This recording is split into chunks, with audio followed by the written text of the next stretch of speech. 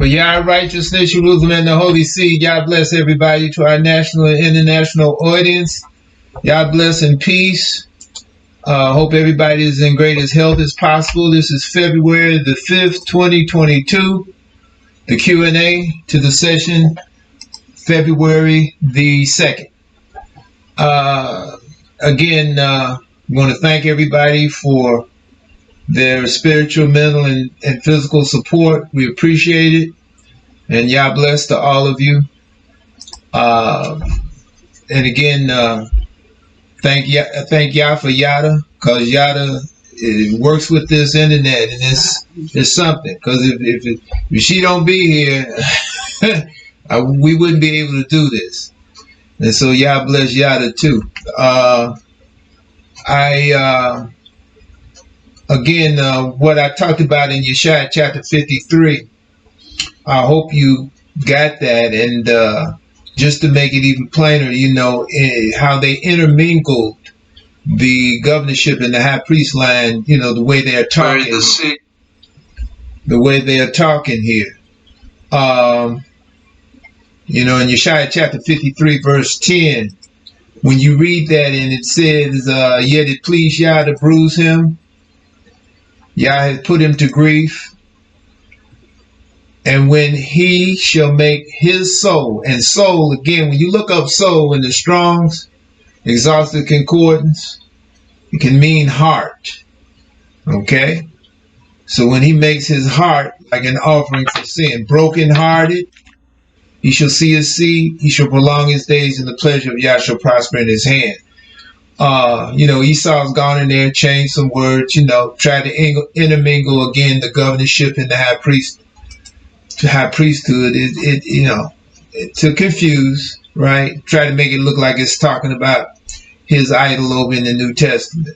But again, that's why I read that chapter 34, Psalms, okay? And again, when you go to that chapter 34 Psalms, pick it up at the 17th verse, you know, 17, 18, 19, 20, right?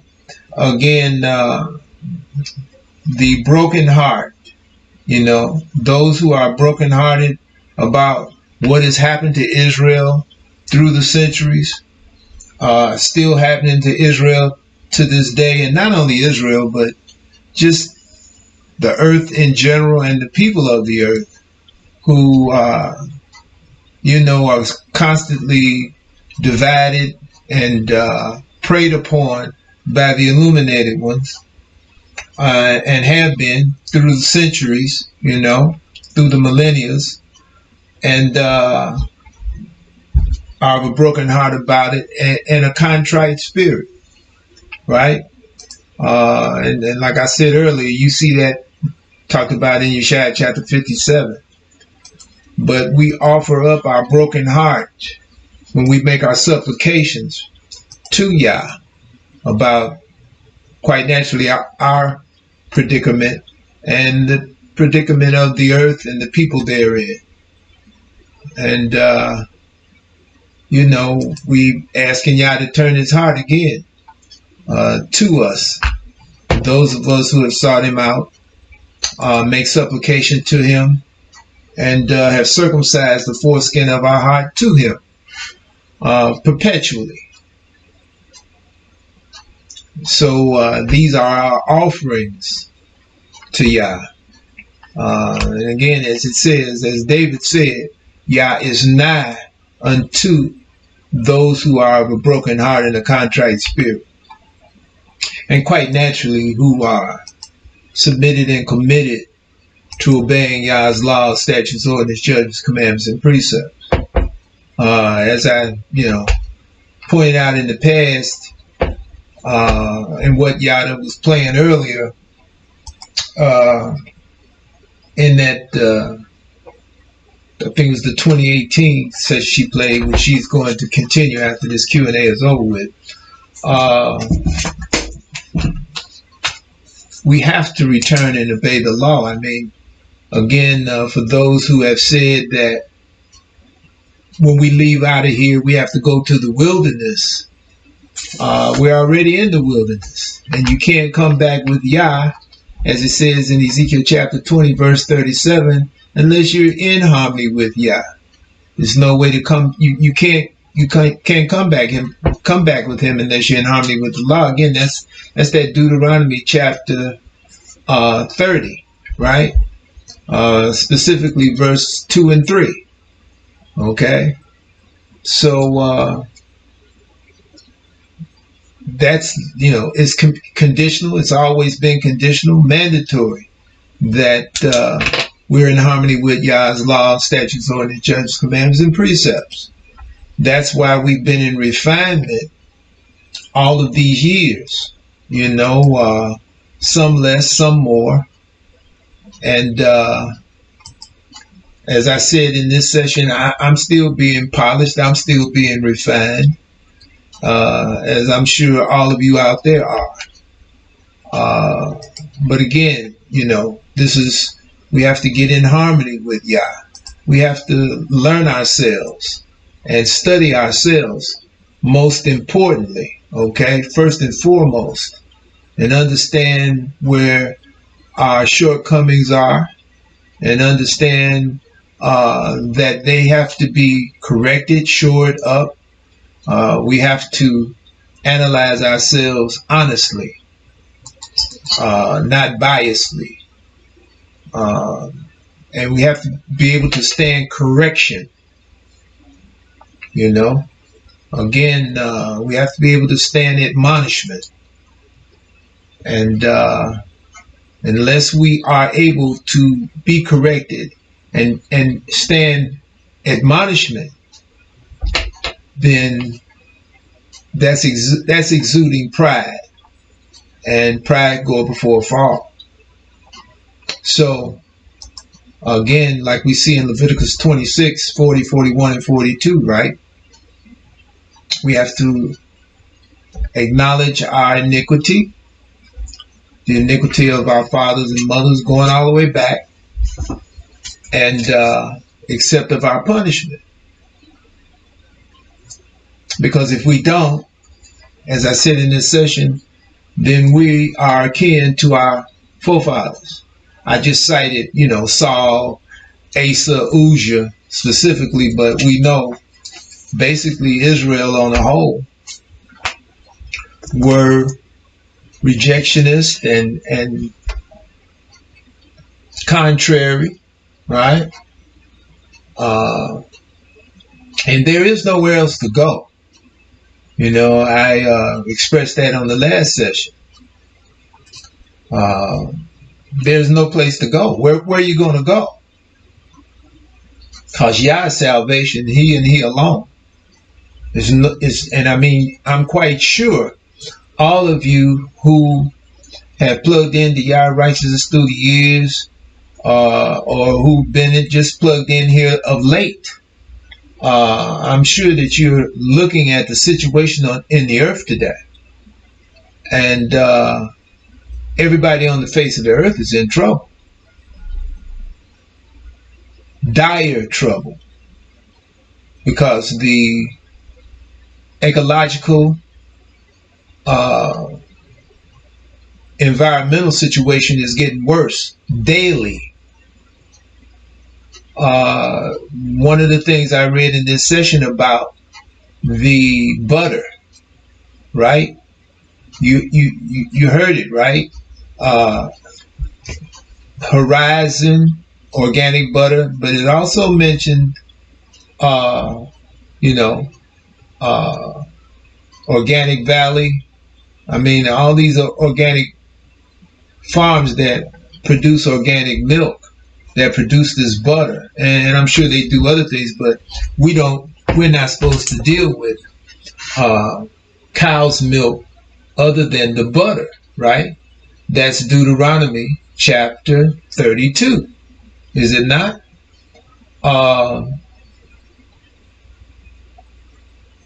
And the way it looks, they've got a year extension, but it very well could be they won't be in existence after a year. Okay? And these super farms that are controlled by the illuminated ones, Huh? I mean, you can't trust them, right? You don't know what they're going to be putting out.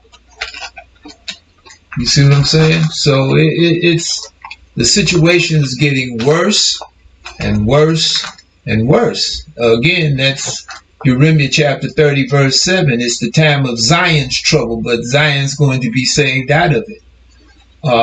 So you see, all these things are working parallel to one another. And Yah is preparing his arm through the years. And as I said earlier, you know, in times past, the last few years, I look at the fishing period coming to an end.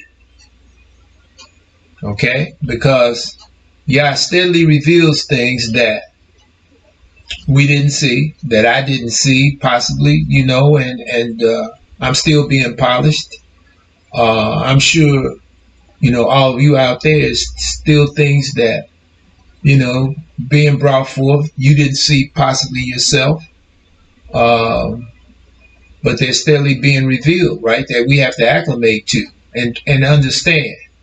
And it underscores Yah's existence, underscores Yah's majesty, his power, and his infinite wisdom, but also exposes, again, like Yah had written through Yeshaya in chapter 28, right? The illuminated Edomites, right? And the Edomites, period, steadily being, you know, being revealed. You know, the bed is shorter than they can stretch out on, the covering narrower than they can wrap themselves up in, like it says in the one chapter of Obadiah, right? Obadiah. Yah was going to reveal them, and at the same time take all the wisdom and understanding out of all of them, right? But because of their pride and arrogance, you know, they wouldn't understand, you know, because as I put it to all of you in the past, and I said this to someone here a few days ago, when you've exuded, and should I say exhibited, wisdom and understanding through the centuries, how do you know when your wisdom and understanding has been taken? In your mind, you're still wise and understanding. Okay? You know, they're making all the wrong moves now. That's all they can do. They can't hide. They're steadily being exposed for the liars and the deceivers and murderers that they have been and are to this day. And again, when I say that, I'm not throwing a blanket over all of them. Specifically, I'm talking about the Amalekite Edomites, but you got many other Edomites that have lined up with them to this day. But I'm not saying it's all of them, because we know Yah is going to save some of these Edomites, where they will eventually, their descendants will transition over into the dominion of Yah. As it says, they'll be allowed to come into his congregation in the third generation. So, you know, but we see many people in the world today, Israelites included, who are lost, confused, trying to mix with the iron, which they can never do. I mean, as I said in the past, here we are, what, about 150 something years on the other side of Reconstruction, the end of the Civil War, and we're still talking about being free, which we've been free now since 1896, when the seal came off the book. And if you were to mention that to probably 90% or 90-something% of the Israelites that way, they would be what you talking. They wouldn't even know what you're talking about when you would say 1896. You know what I'm saying? Seal coming off the book. They wouldn't even know, you know, what you're referring to. But I keep hearing this, you know, this terminology from Israelites talking about being free and, you know, wanting things to be equal, right? And they're never going to get equity in this fourth dominion of man, just like we didn't get it in the first, second, or third. The only ones, basically, in the sense that we kind of saw that got some relief to a degree, were the ones who were totally committed to Yah. And the further we went into these dominions of man, the worse it became. Because we do see, again, like I've said in the past, when you get to 104 BCE, you didn't have an Israelite on earth that knew they were Israel anymore. And the 10 tribes, you know, they have been gone from Yah, man, 800 some years when you get to 104 BCE. And when I was listening to the session that Yada was playing earlier, I think it was the last year's session, August 2021. And I know it was in regards to this one.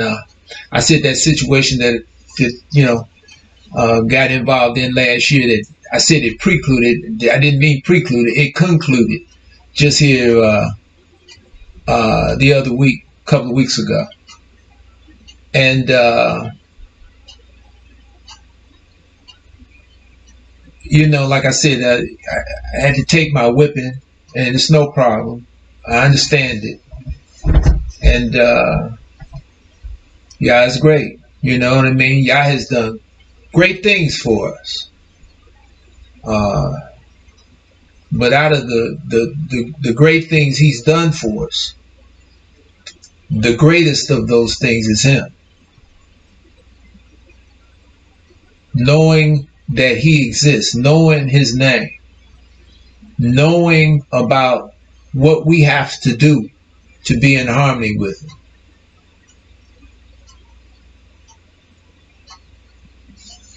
And it gets plainer every day. What we have to do, what we need to do, if we want to actually return with Yah, where we are on the face of the earth, when he returns to Jerusalem, in the sight of everybody on the earth, Yeshaya chapter 52. I mean, we can't be presumptuous. Brother said to me here the other week, he's been plugged into the movement now about 12 years, 11, 12 years. He had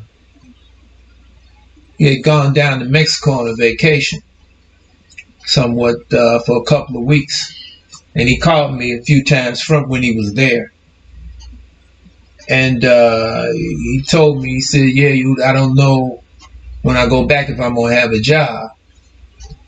He said, I'm thinking about just telling them I quit, because he had, sent here and, for the exemption and sent it back to him. And he had turned it in, but he hadn't heard from him. And he figured, this is before he left on a vacation. A few weeks, about a month or so, a couple of months, matter of fact, a few months before he left. But he said he hadn't actually heard back from him in regards to the exemption. But he said he kept getting his check, so he knew he was still employed. But when he took the vacation, he said he didn't know. Matter of fact, they had communicated to him that they wanted to talk to him when he came back, and so he told me. He said, "I think they're gonna let me go, Yoda." He said, "And I'm thinking about just just telling them I quit. I said, no, don't do that. You know, and we discussed it, counseled on it. And I was like, no, don't do that. I said, you know, because you don't really know what the deal's going to be. And I'm pretty sure I told him, I said, you know, I just got spanked for being presumptuous. Don't you be presumptuous, right? I said, just go on back and see what the deal is. He said, yeah. He said, yeah, you know, that's right. I'll just wait. I said, yeah, because you don't know what's going to happen. So he went back the other week. He called me. He like, yo. He says, man, you know what happened? I said, what, bro? He said, man, I got back. They told me they got some extra money and they are giving me a raise. I said, really? He said, yeah. He said, I'm going to get a raise. He said, everything is cool. I said, there you go. Yeah, it's great. Okay. See, so, you know, I tell you,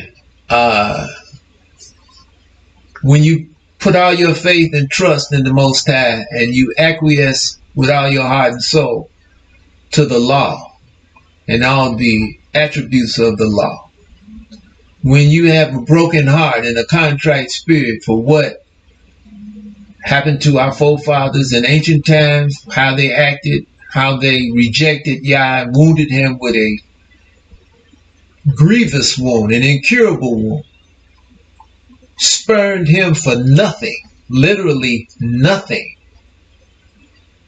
And you see what happened to our forefathers, you know, the ones that were cut off, made their grave with the wicked and with the rich in their death.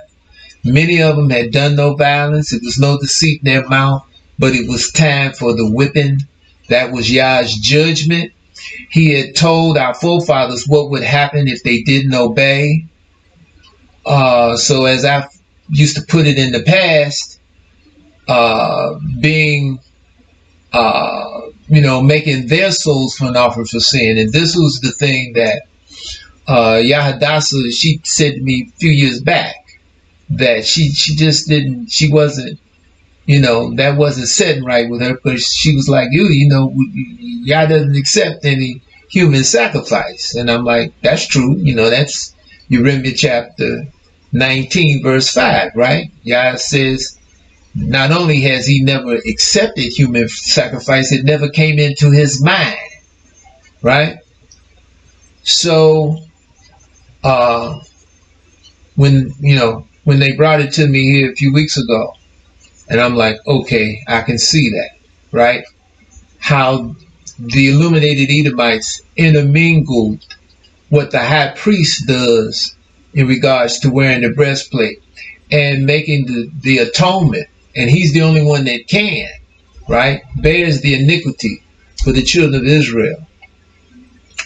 And makes, you know, the atonement in that day of atonement once a year. And he's the only one can do it, right? The high priest. And then I could see it, you see. That's how devious that these illuminated Edomites have been through the centuries. You know, when they were in those caves of Qumran and had the Book of Remembrance, you know, split up in sections, and different groups of Edomites were working on, you know, different parts of the book to confuse, to abolish Yah's righteousness. But what did Yah say over in YHWH chapter 51? His righteousness shall not be abolished. And his righteousness is there, right? We just have to, you know, pursue, totally commit and submit. And like it says in YHWH chapter 28, right? Line upon line, precept upon precept, here a little, there a little, right? Sometimes we get snared, right? And we think a thing is one way, but it's not. And at some point, Yah reveals it to us. And when he does, he's going to allow us to see it and understand it. Then we have to acknowledge, right? Leviticus 26, 40, 41, and 42. Jeremiah chapter 3, right? Only acknowledge thine iniquity. And, you know, as it also says, what did Solomon write? Buy wisdom and understanding, sell them not. You know? And, you know, Yah, he spanks us at times just like he's just spanked me. And I have no problem with it. None whatsoever. I mean, you know, quite naturally, you know, I you know, when you get a whipping, you shed tears, right? Whether it's, you know, physical or mental.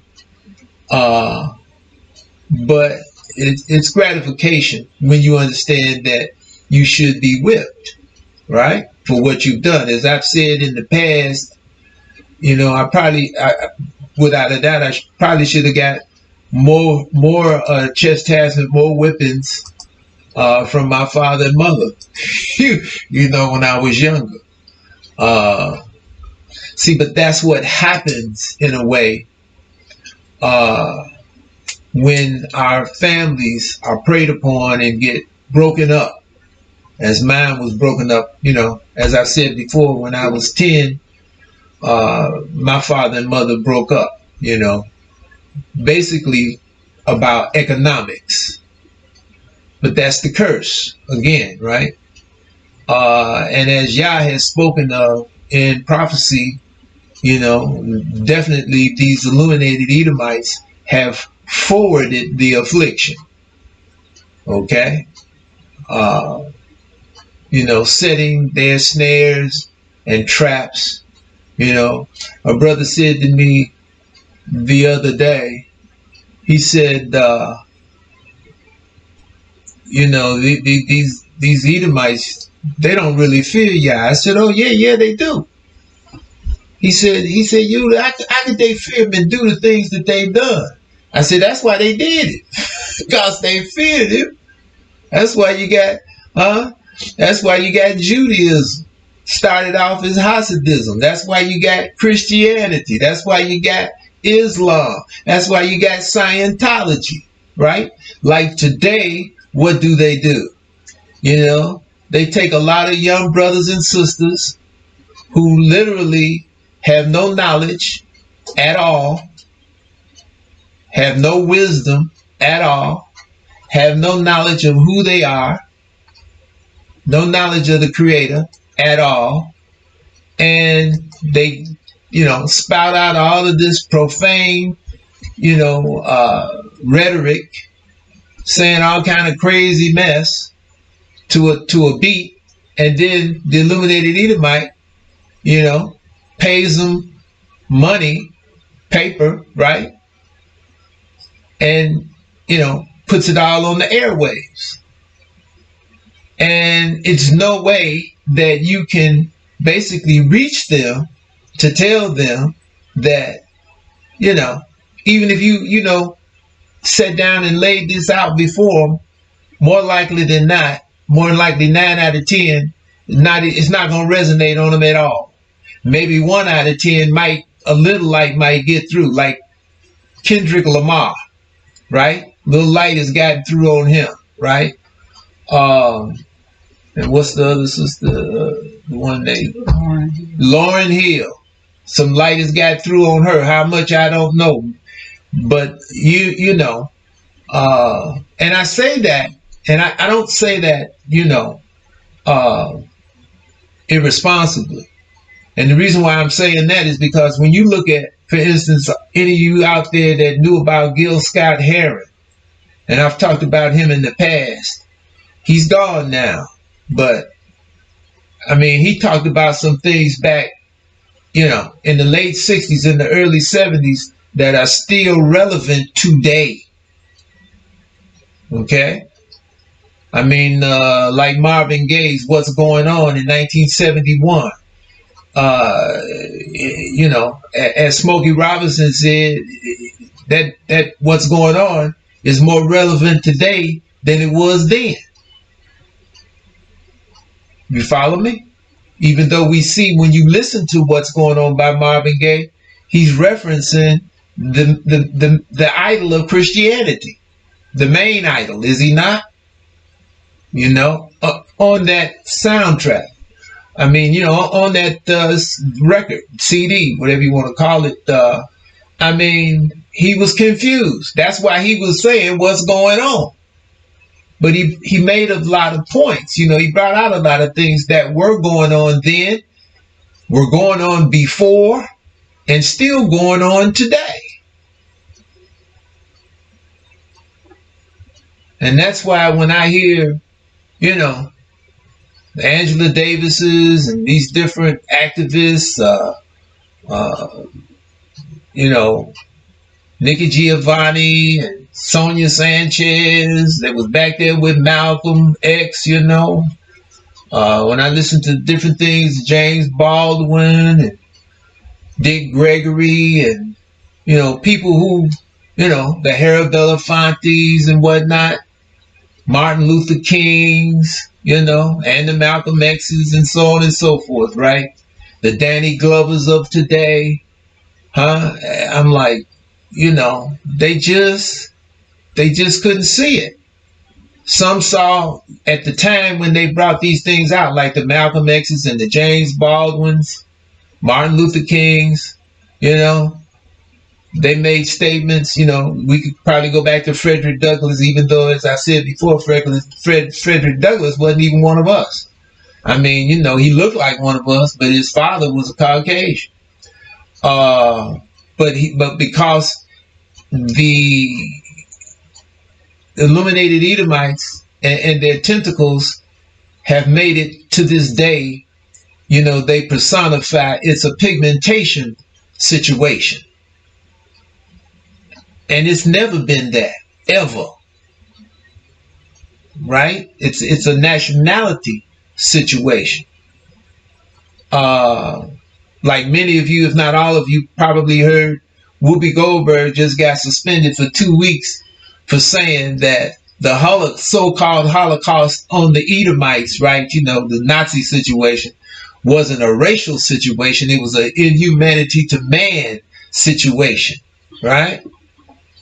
And they suspended her 2 weeks, right? So she's on a 2-week vacation. But the point of it is a racial situation, but it's also an inhumanity to man situation, right? But it's the illuminated Edomites that did that, you know, brought about that Nazi situation, right? So-called Holocaust on their own people. Now, and I've said this in the past, you know, we projected this in the past. I mean, Myron Fagan, right, the Edomite, talked about this on what we played for all of you a few years ago. And Benjamin Friedman, right? I was telling my manicurist this, we were talking the other day, and she mentioned it. She said, yeah, she said, Israel, you would think they would get tired of always, you know, trying to vote and you know, do all these things. She said, you would think they would see it ain't gonna change nothing. Okay?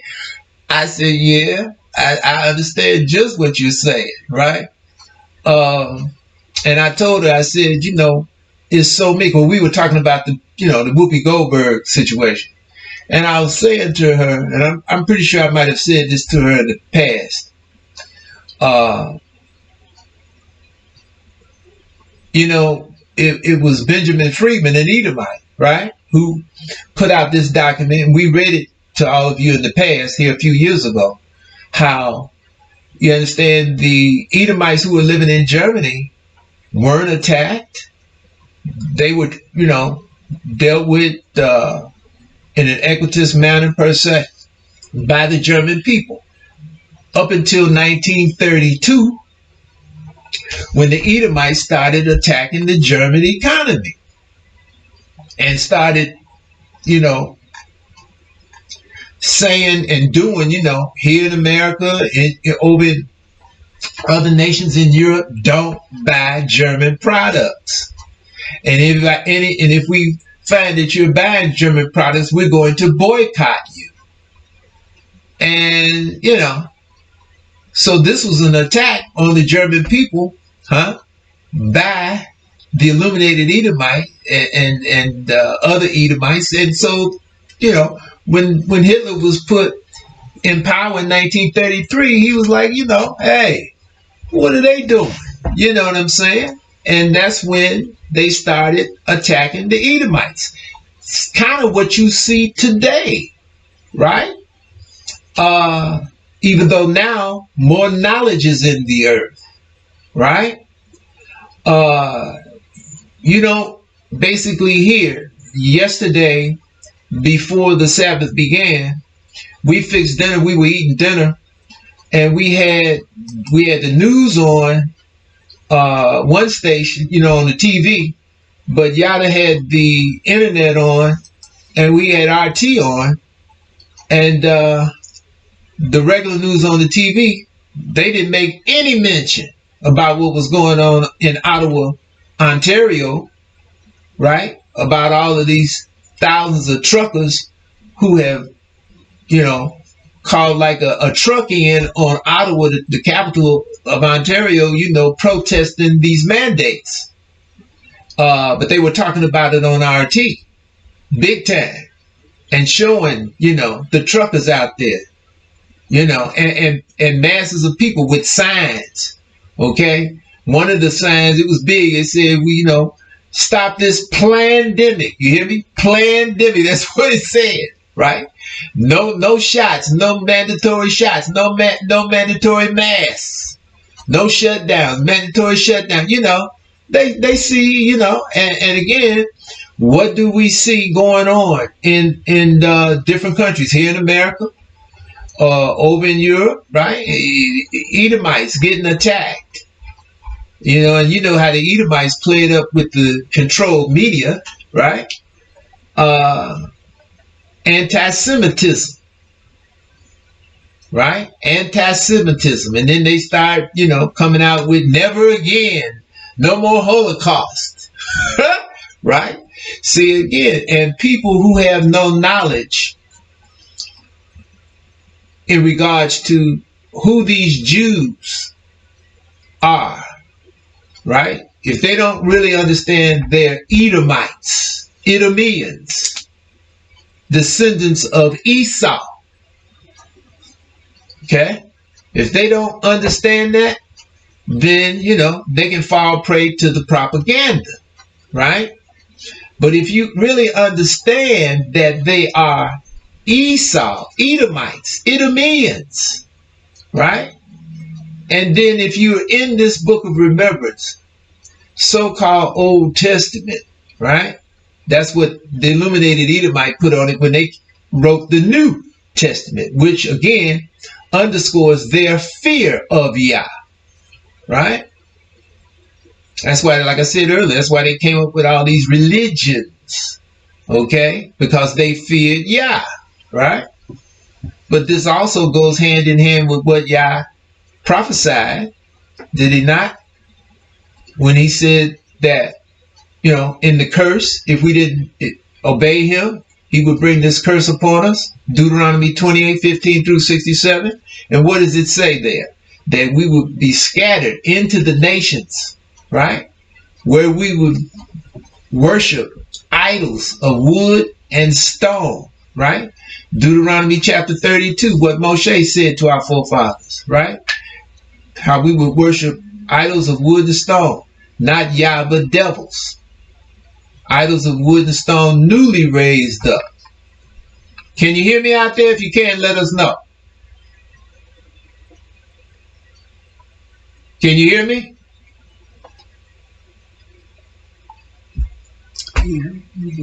Okay. So, you know, this is, you know, this is what has happened, right?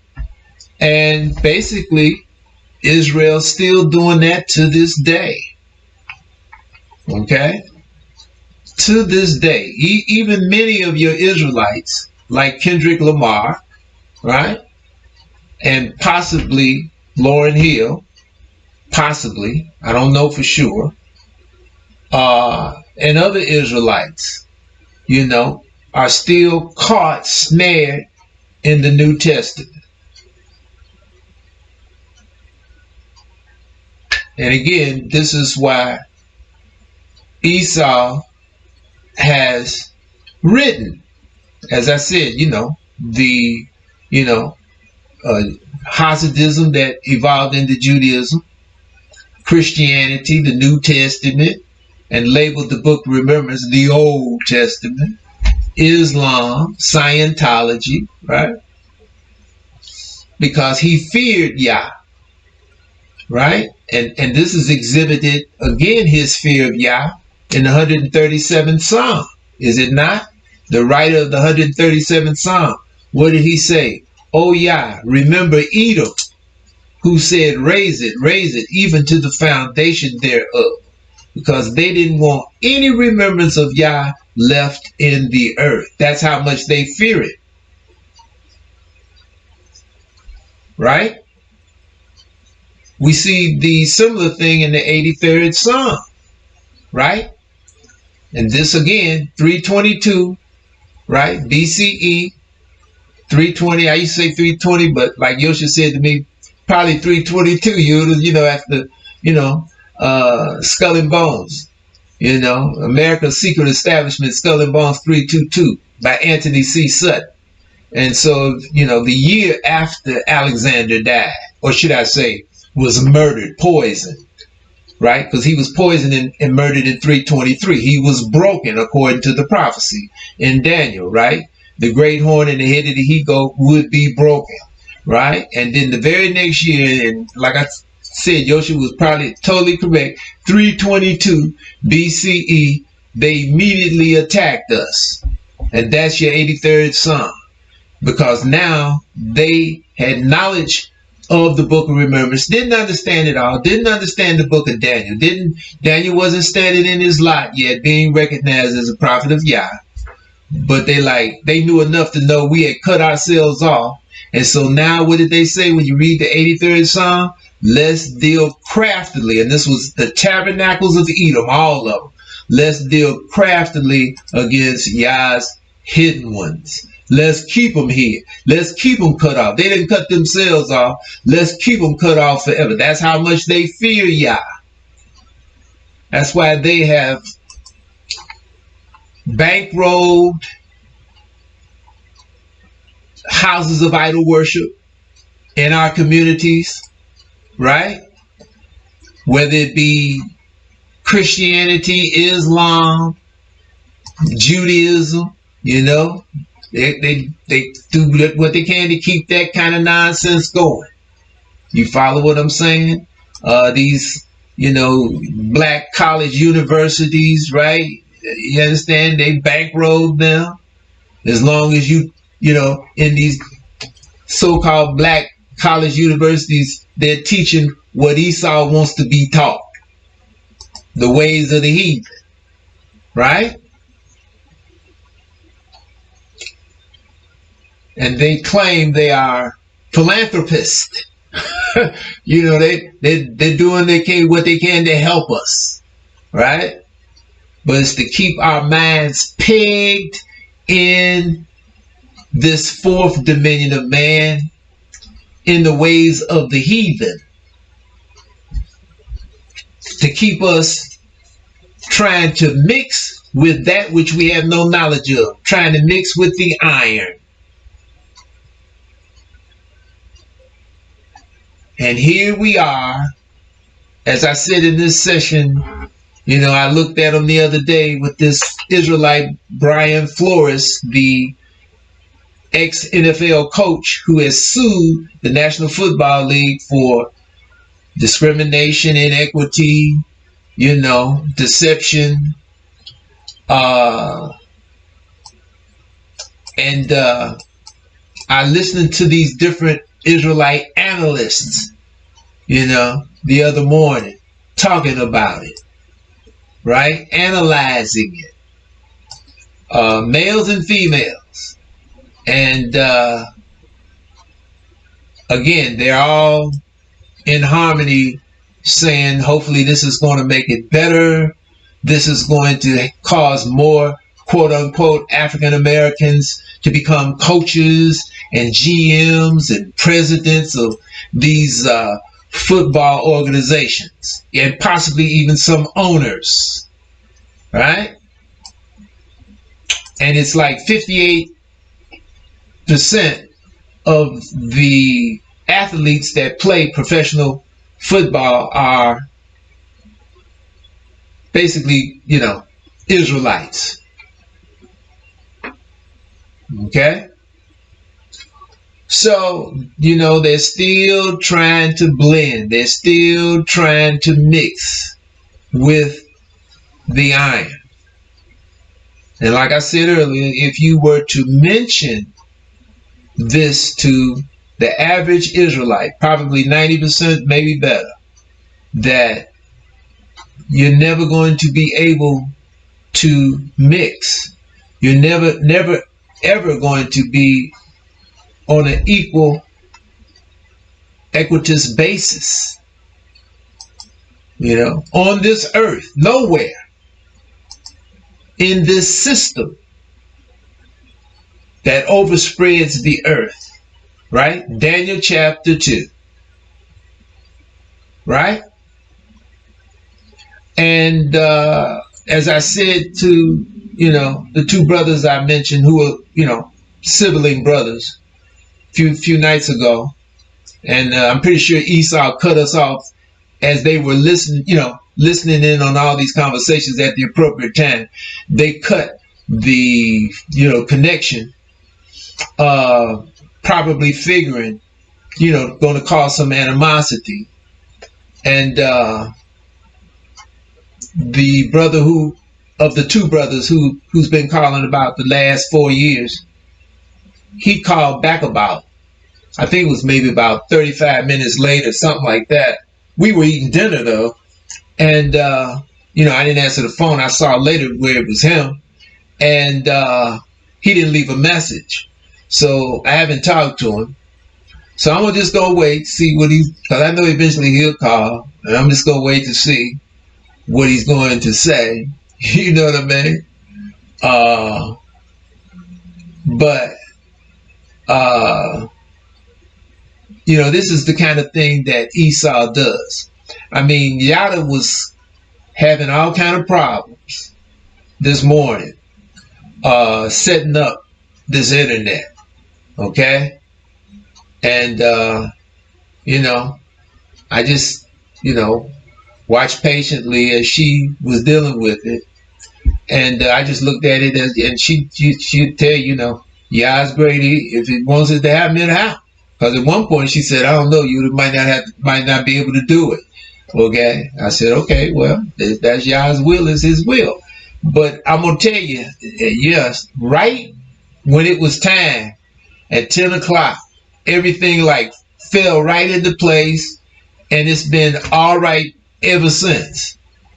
And I told Yah, I said, that's a lot of time, that's probably them messing with you, you know what I mean? But at the same time, they want to hear what they want to hear, what's going to be said.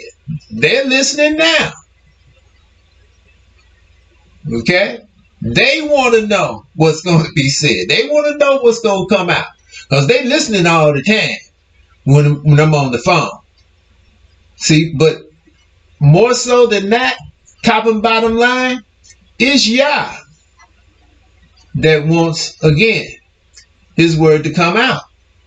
Nothing can stop it. Nobody can stop it. Like I said at the end of the Q&A on the last session, one monkey don't stop no show. 1 trillion monkeys don't stop Yah's show. It's Yah's show. Simple as that.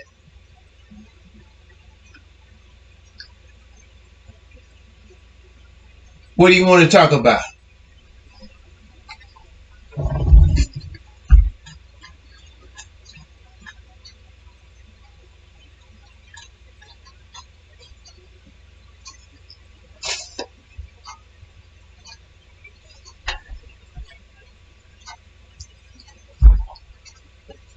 Okay, Yada Eli.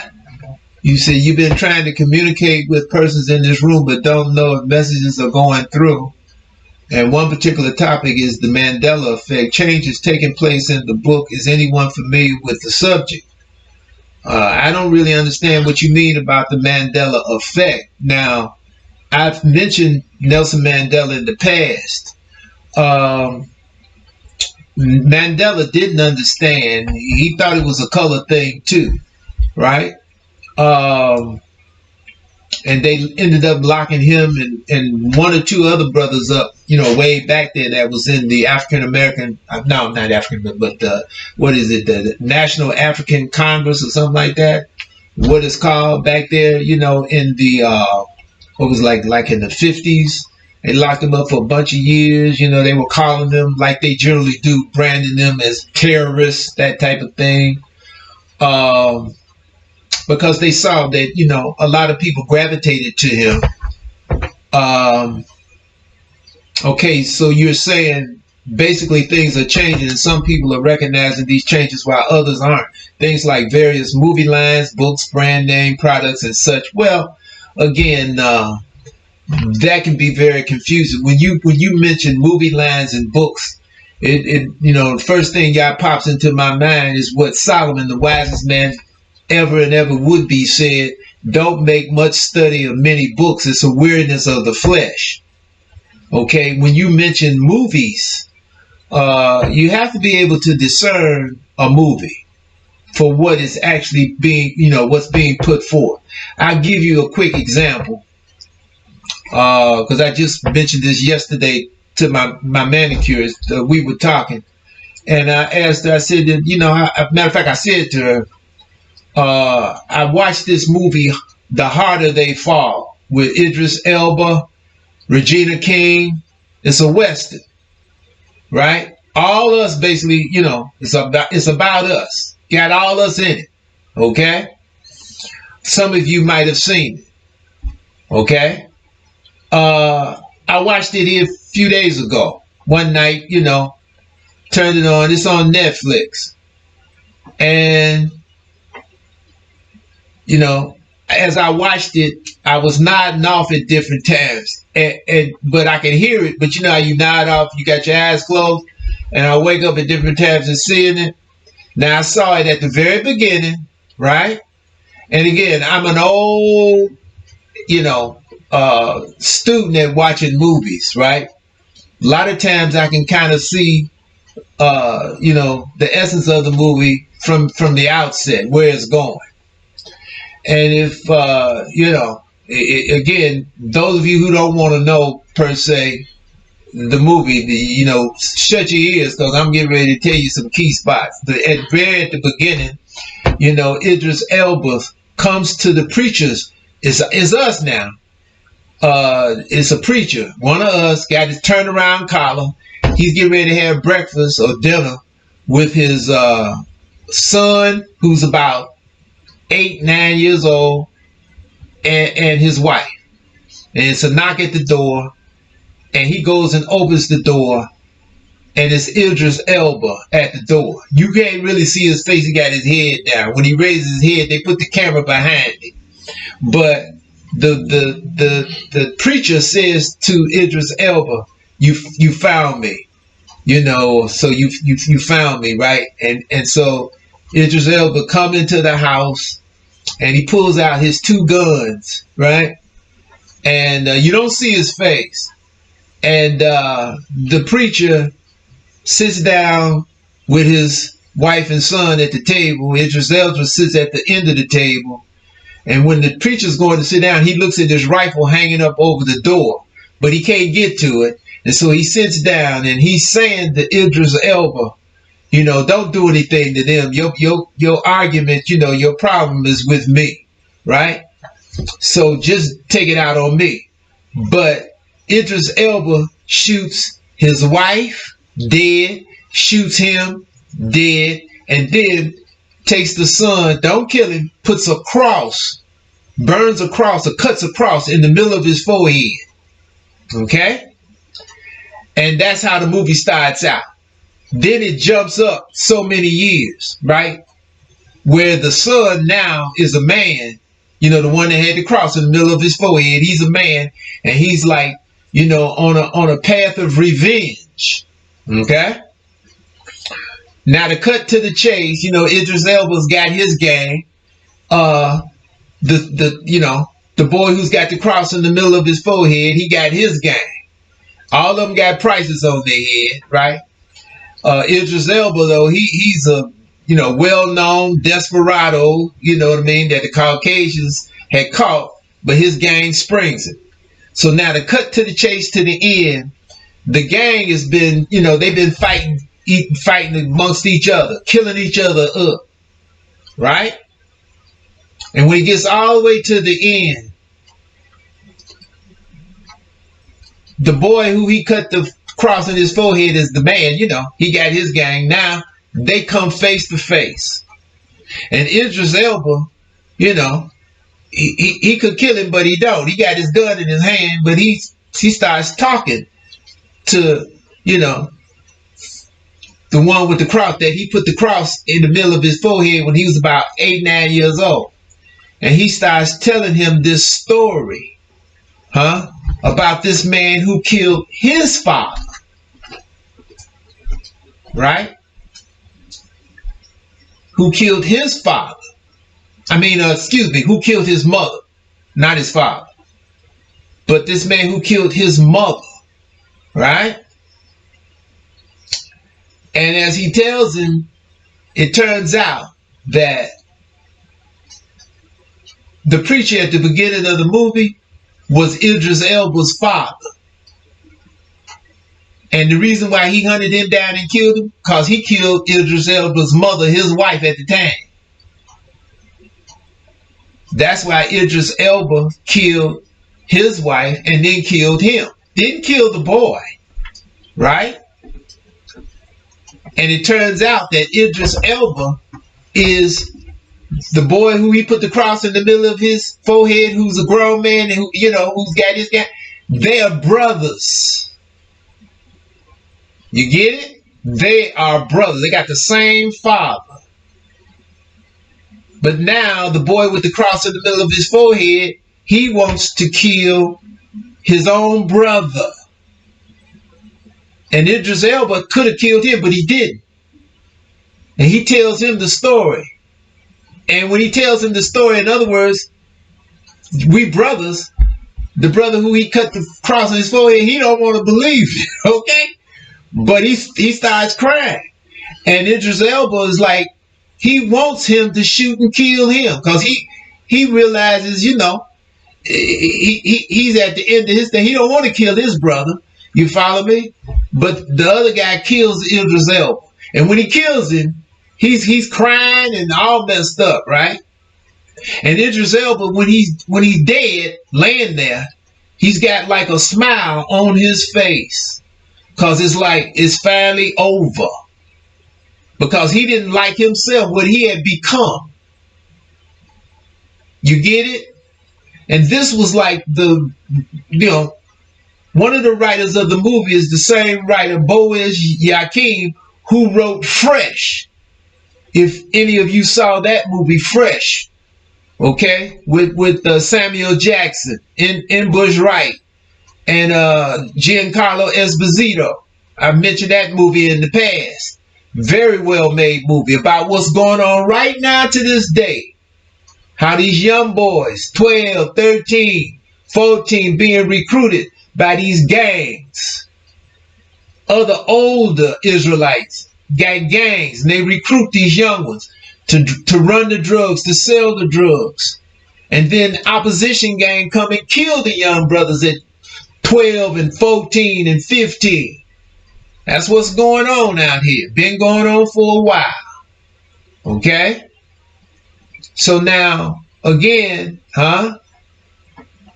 this was the writer that wrote Fresh. He was one of the writers that wrote this, The Harder They Fall. Boaz, notice the first name, Boaz, right? YHWH.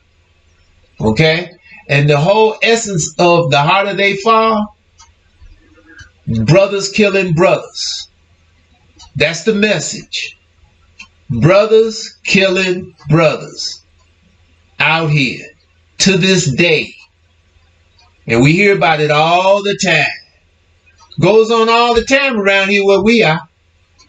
That's one of the reasons why I wanted to move. I'm tired of being around. Been watching this for years. As I said in the session, I wanted to get us some seclusion, okay? But evidently, it wasn't to be. Here we are still. And that's the broken heart. The contrite spirit. Can you hear me out there? If you can, let us know.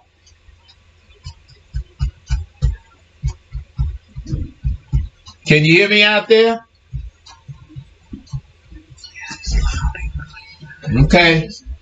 Again, so and when they let Mandela out of prison,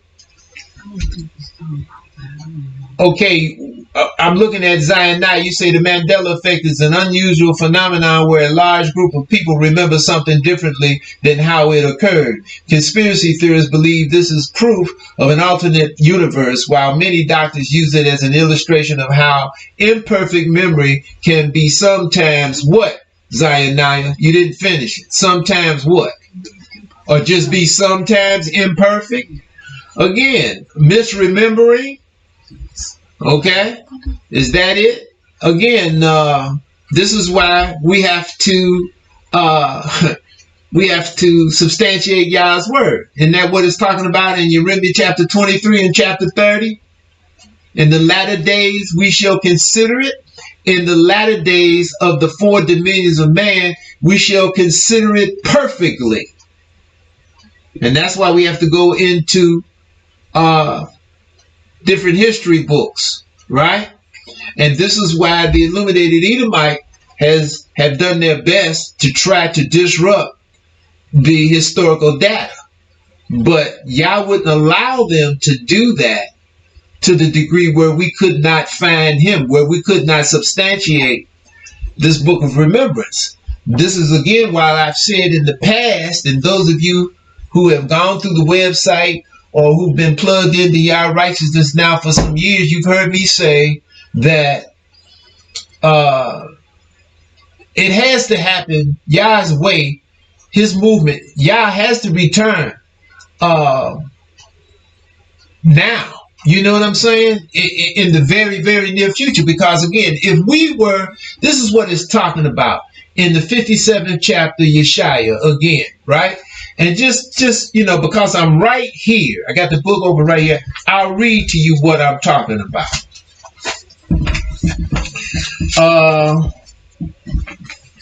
And it's kind of on the order of 53, what it's talking about in 53. Made their grave with the wicked and with the rich in their death. 53rd chapter, Yeshaya. But I'm going to read 57. Check it out. The righteous perish. You hear that? And no man lays it to heart. And merciful men are taken away, none considering that the righteous is taken away from the evil to come. Just like what Yah did with Yosha. He told him, I'm not going to let you see all of this because your heart was tender, brokenhearted. Yosha's heart was, right?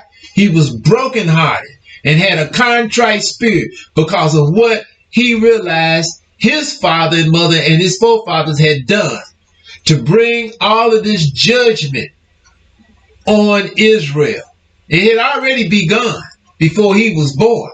Okay? Because like I said in what was playing earlier, possibly the session last year, August 2021, when I was talking about, it might have been the 2018 that Yada was playing last night that she's going to pick back up after this Q&A is over with.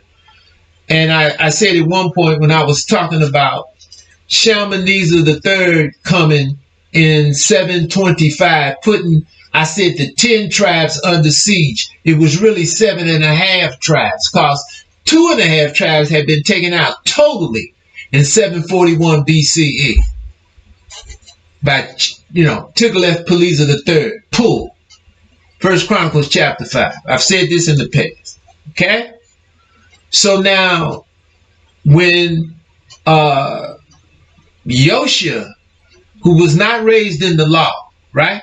Born 649 BCE, came on the throne in 641 BCE at 8 years old, and then in 631 BCE, when he was 18, they came across the book of the law and the prophecy about what Yah said he was going to do to Jerusalem and Yehudah and Benjamin, right? And when he read it, what did he do? He tore his clothes. You know, he ripped his garment because he was brokenhearted and of a contrite spirit for what Yah had pronounced the judgment. Because it was, you know, couldn't be turned back, couldn't be stopped.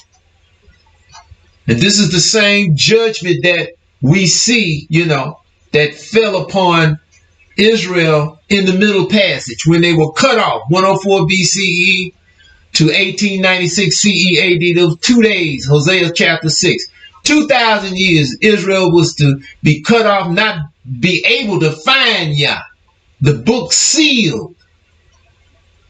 What Gabriel told Daniel, 1136 to 1210 Daniel, the first vision that Daniel received from Yah, that the illuminated Edomite took the introduction away and put at the back end of the book of Daniel.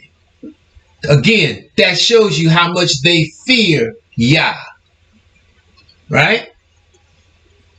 And when Yoshia heard all what Yah had pronounced on Jerusalem, on Israel, he ripped his garment because he had a broken heart and a contrite spirit. And because of that, Yah sent him word. I'm not going to allow you to see this. Because he, you know, he found this out in 631, and then in 629, his 12th year on the throne when he was 20 years old, he did all he could to turn the remainders of Israel, of the 6.5 tribes that, you know, escaped from the Assyrians, you understand, 722, 721 BCE, came back in on their land, but never came back to Yah. Jeremiah chapter 3, verse 7. And Yehudah, Benjamin, and Jerusalem that was still in the land, he was trying to get them all to be about Yah. You understand? He, like anybody that's worshiping idols, I'm going to have you killed now. So again, we know that the diverse amount out of the 6.5 tribes of the 10, you know, who escaped out of the hands of the kings of Assyria. 2 Chronicles chapter 30, 2 Chronicles chapter 34, 100 years difference between those two chapters, right? They was just paying lip service, acting like they were about Yah. I've said this in the past, so that he wouldn't have them killed, right? Yehudah, Benjamin, some of them possibly was paying lip service too. Maybe some were totally trying to be about Yah, but it was too late.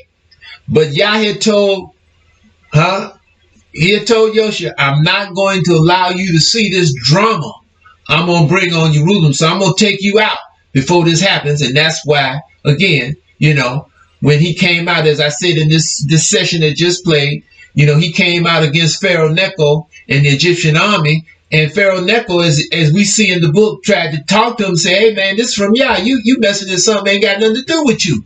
You need to leave this alone. This doesn't concern you at all. But this was from Yah. And Yoshia got killed. They had a great mourning for Yoshia in the valley of Megiddo. Right? It was a great mourning for Yoshia because he was upright. Because he was prophesied of years before, right? When you go over there to 1 Kings, chapter 11, chapter 12, Yoshia was prophesied of by name. And this is back, you know, about 300 years earlier in the time of Jeroboam and Rehoboam, right? See, so Yoshia, because of his broken heart and contrite spirit, you understand? Yah had mercy on him. And again, it was, as I said in this session again, right, and I've said it before, when you look at Yeshaya chapter 66, right, and when it says, before Jerusalem's pain came, she was delivered of a man child. And you go back there and read, Pharaoh Necho, he didn't do anything to Jerusalem, but he ended up taking YHWH Shalom, who came up on the throne as governor in Jerusalem after his father, Yoshia. He was taken down into Egypt, never to return.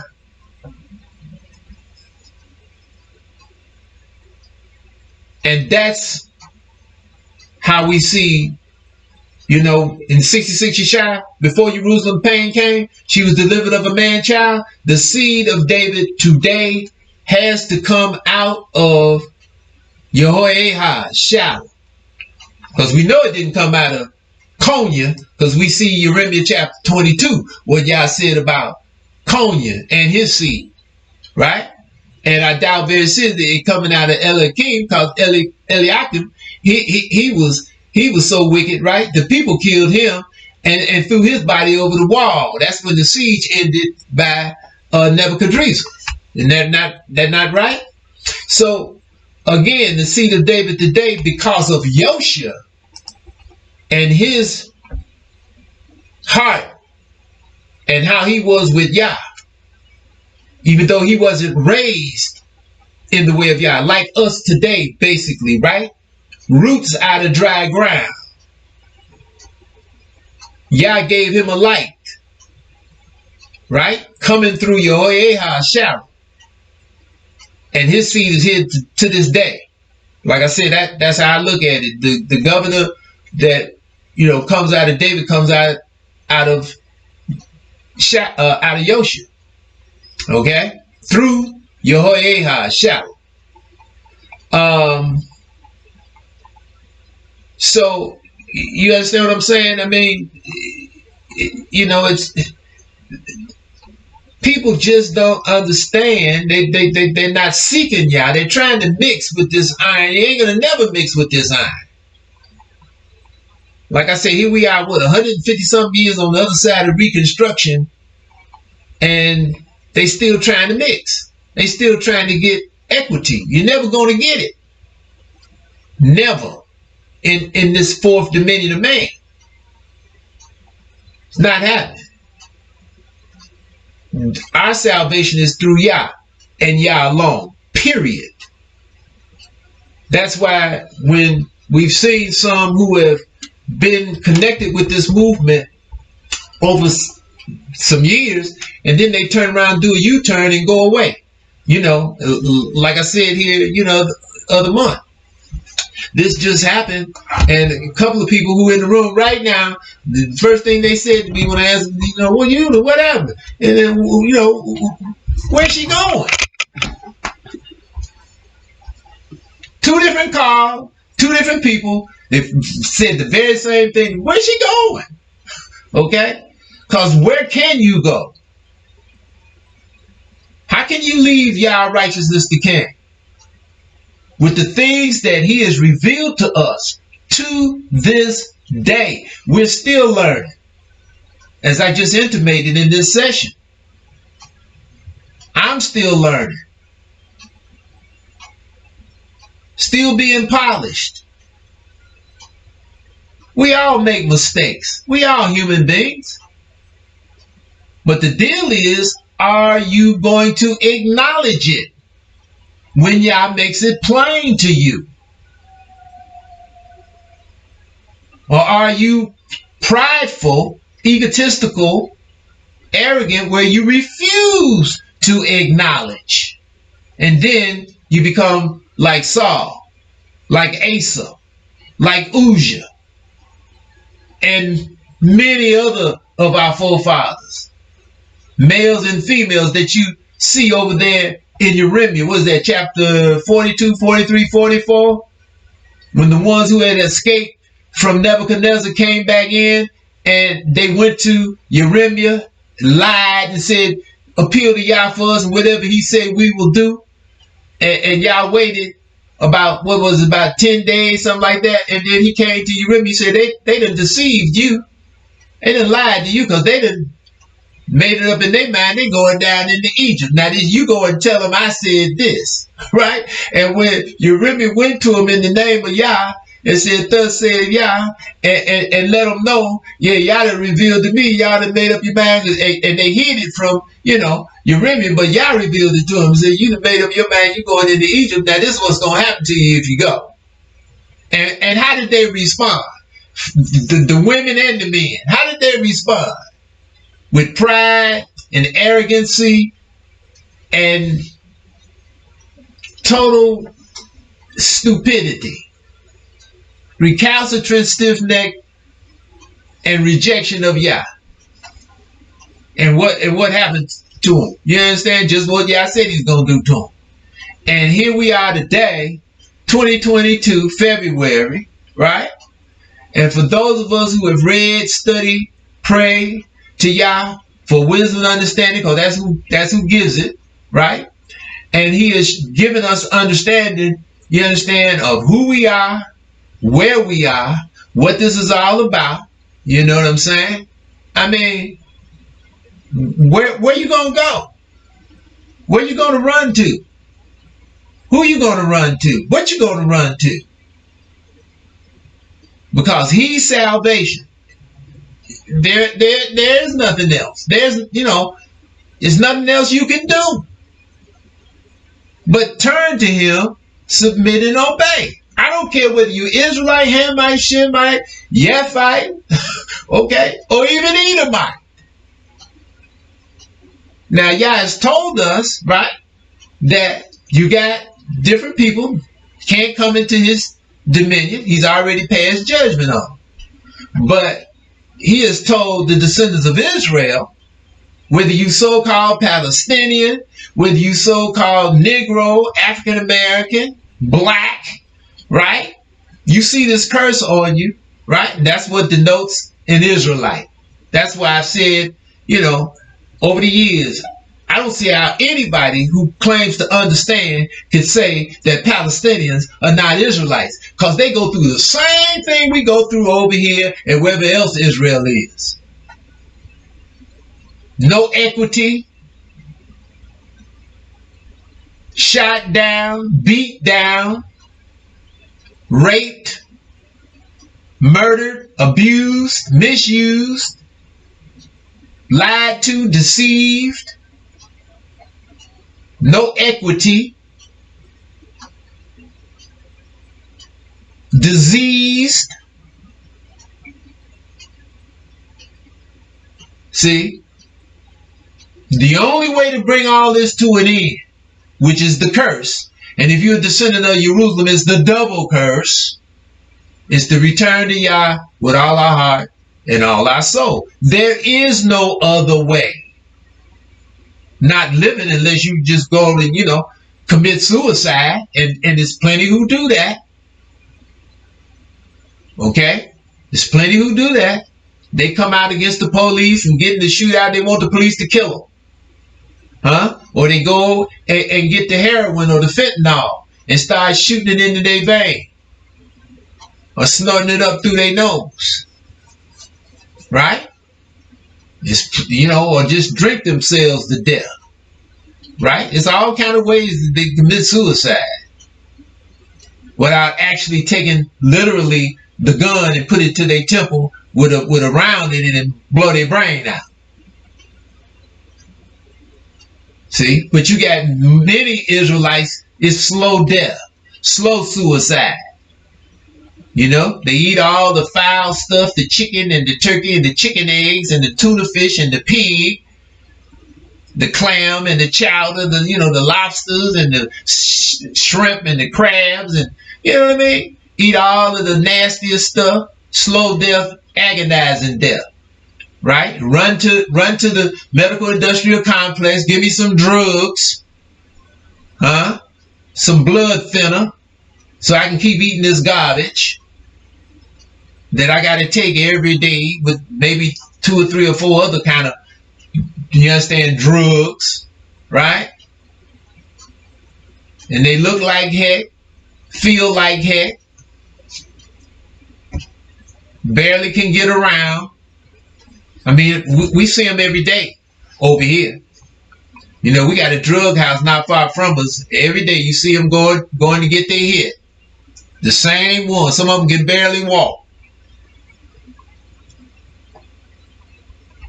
Okay?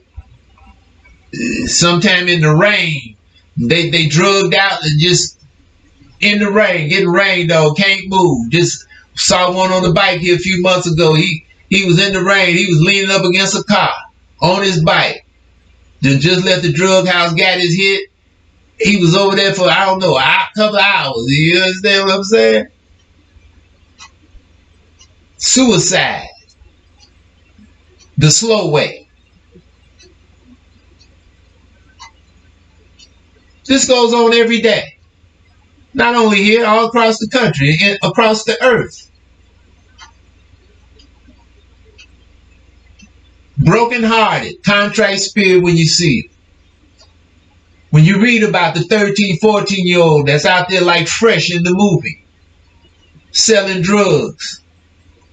And here come the opposition, or even the ones he worked for, because he done messed up some money or tried something, and they kill him. Blow his brain out. We had one 11-year-old Israelite around here. They just arrested him here the other week. He done committed 3 carjackings. 11 with a pistol.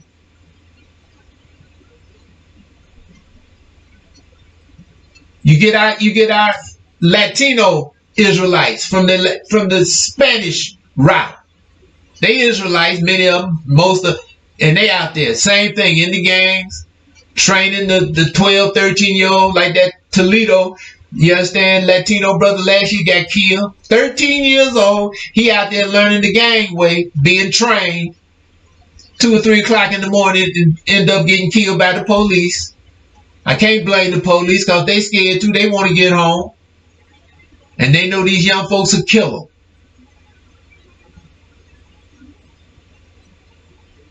That's what's going on. Not only here in America, across the earth. You go over there to the continent, so-called Africa, which is really easy.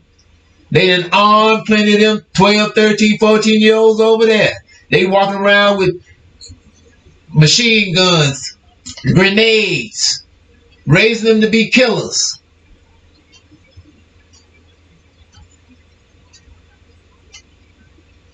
This goes on constant. Back and forth, back and forth. That's what this movie, The Harder They Fall, that's what it's about. And like I said, I nodded on probably half the movie in and out, right? But y'all had me at the very beginning, he had me at the very end. I can see what it's all about. And that's their message, brother killing brother. For what?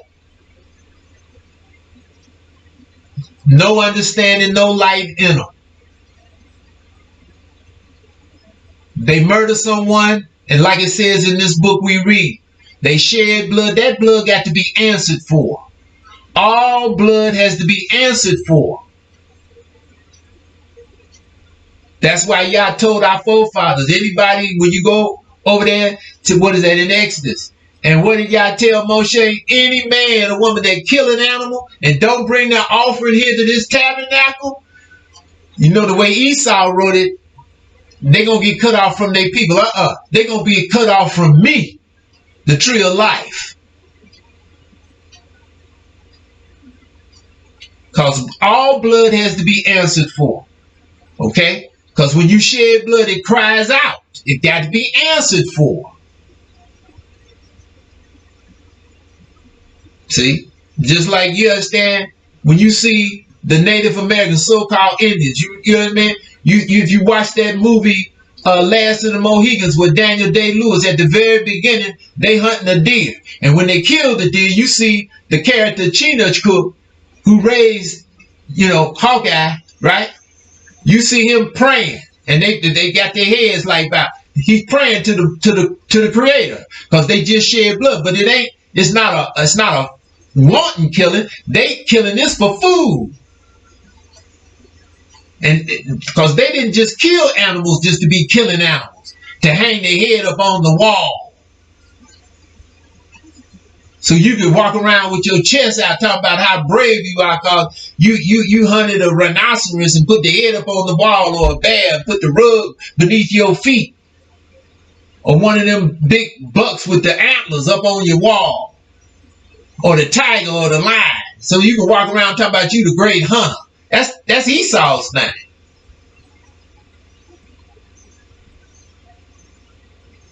All blood has to be answered for. Because like it says, you understand, what did y'all say to Cain? Your brother's blood cries unto me from the ground. It's got to be answered for. Right? Y'all knew Cain didn't mean to kill Abel. And more likely than not, from what we see, Abel brought this on himself. Because he steadily chiding Cain because of what Cain's father did. But that's why y'all told Cain, you understand, hey, if you do good, you'll be accepted. You don't answer for your father. Isn't that the law? We answer for our own sins.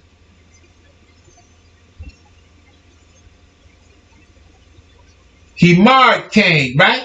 Sent him away. It wasn't no cities of refuge back then, right? But he sent Cain away. See? But eventually Cain had to answer.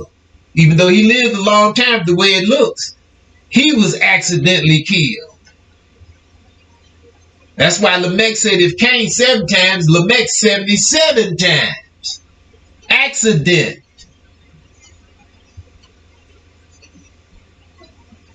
These are the things that Yah brings out more and more because the book has been attacked.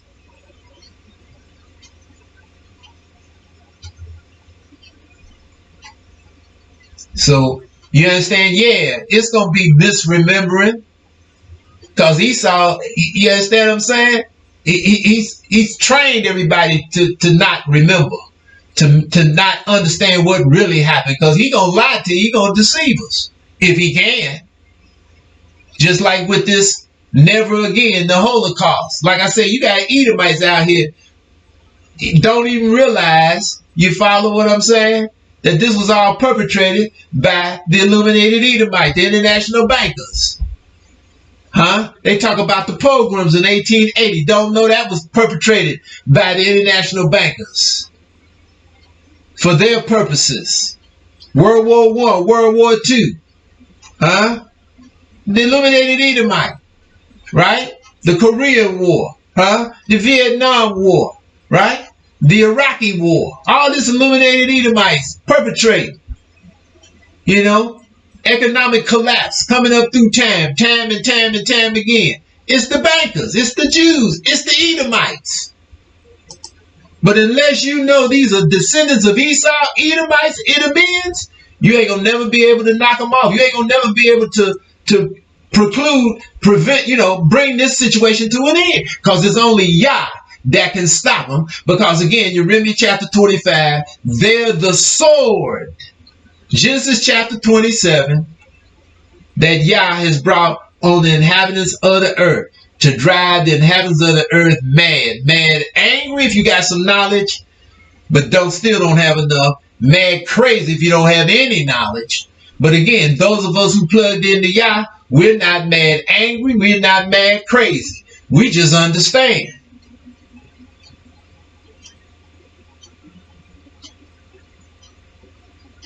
That's it. I'm not mad at anybody. When I went and dropped that check off here last Monday, I wasn't mad at the Edomite lawyers, solicitors that this Israelite brother attained. I just understand. Top and bottom line is Yah. I made a mistake. I had to answer. Like I said, I just thank Yah. He made it where I'm able to handle it, to take care of it.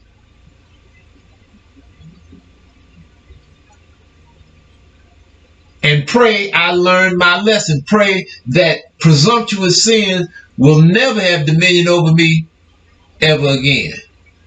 Can you hear me out there? If you can, let us know.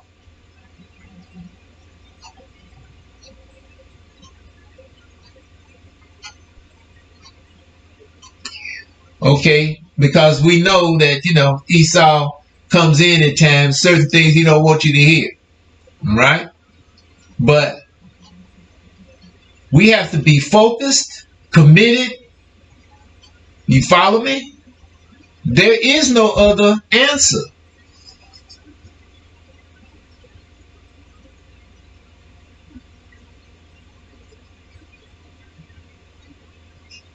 So, what else? What's next? Othniel, peace to you and your house, brother. You say you've been looking into ancient Turks and Mongol information. Is it possible that Genghis Khan was an Assyrian? I don't see it that way. I don't see it that way.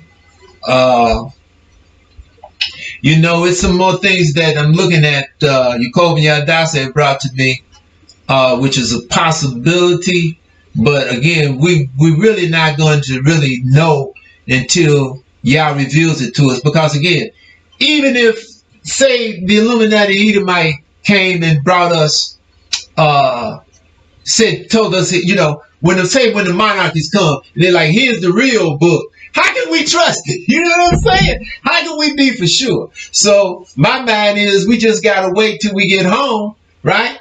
And what we see in Yoel chapter 2, right, about Yah revealing this man, in my mind, he's going to reveal it before that.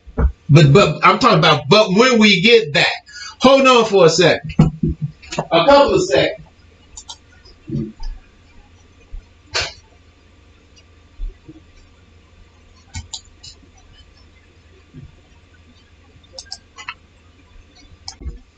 Yeah, I'm back. As far as Genghis Khan being Assyrian, I don't really see that. I look at him more so, he definitely was Shemitic.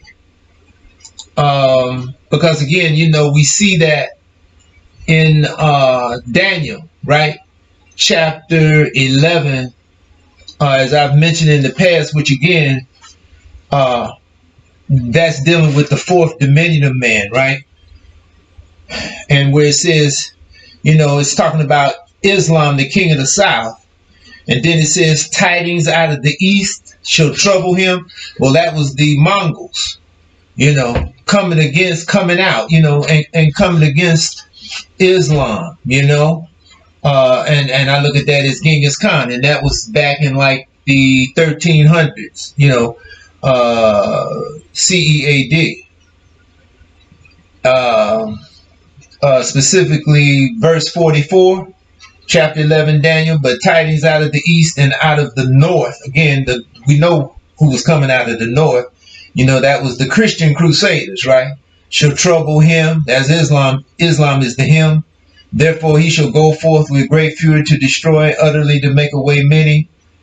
Right? And he shall plant the tabernacles of his palace between the seas and the glorious holy mountain. The El Asmas and the Dome of the Rock. Yet he shall come to his end and none shall help him. Again, this is a continuation into 12. That's where we are now. Right? Nobody can help Islam because now, Esau, you understand, is going against Islam to that degree. And again, divisiveness, right? You reap what you sow. Okay? You reap what you sow. And there's no way to get around that. Whether it's good or evil, if you've projected that, you're going to get that back. Whatever the case may be. So, as I've said in the past, if you want good to happen to you, then you should project that. And not nonsense, not,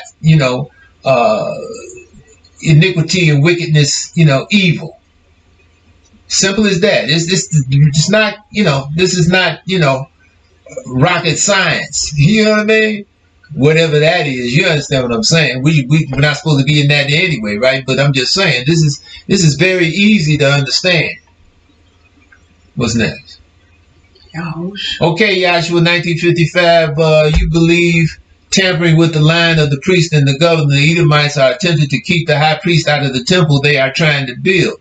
In other words, keeping the true Israelite out of the temple. What do you think? Well, again, that's Again, they're not going to build the temple. That's not prophesied. Okay? And again, that's been their whole thing. That's what I've been saying, right? Their whole thing, that shows you how much they are afraid of Yah. Trying to keep Yah from being, right? Trying to keep Yah from being established. That's what you see in the 83rd Psalm at the top, right? Let's deal craftily against Yah's hidden ones.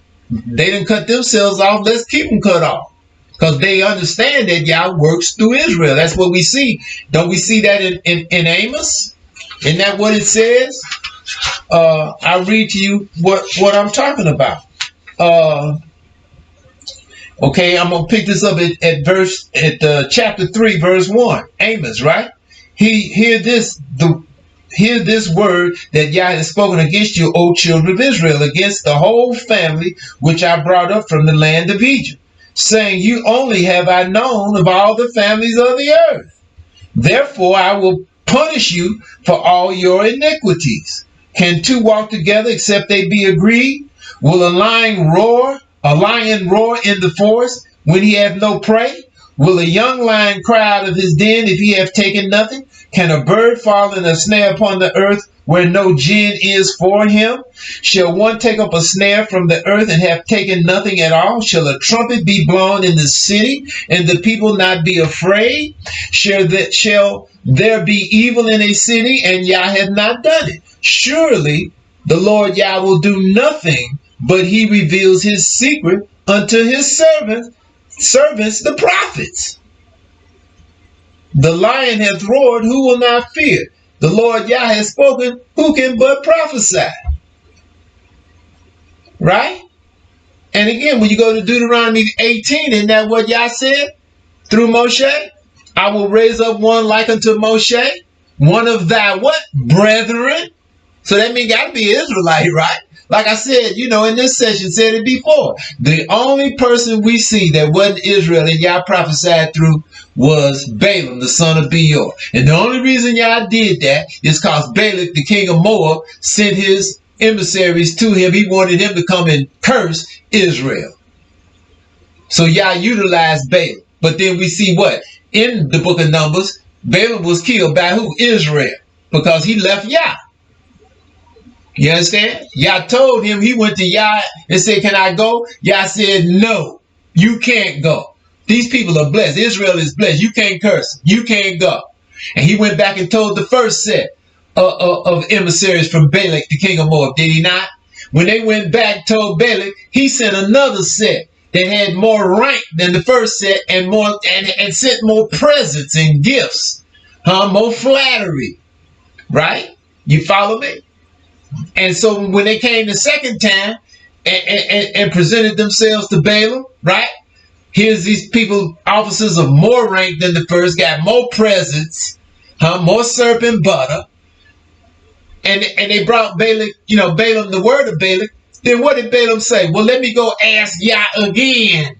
No, what you going to ask him again for? He ain't already told you no. So that lets you know Balaam wanted to go. So right there, he done left Yah. Right? So what did Yah say? Okay, you can go, but you can only say what I want you to say. And then Balaam went to start getting ready, right? Getting his finery, putting on his best garments. And, you understand what I mean? Getting his best garments to present himself before the king, right? Balak, the king, right? When he's conversing with the king, Yah of hosts. You can't get no greater than that. You can't get his, you understand what I mean? Nothing else even comes close to the Most High. That's why Yah, when Balaam was getting ready to go, Yah's anger was kindled against him. And he had the angel there blocking his way. Balaam was so perverse in his way, he can't see the angel, but the jackass saw it. Saw the angel. Right?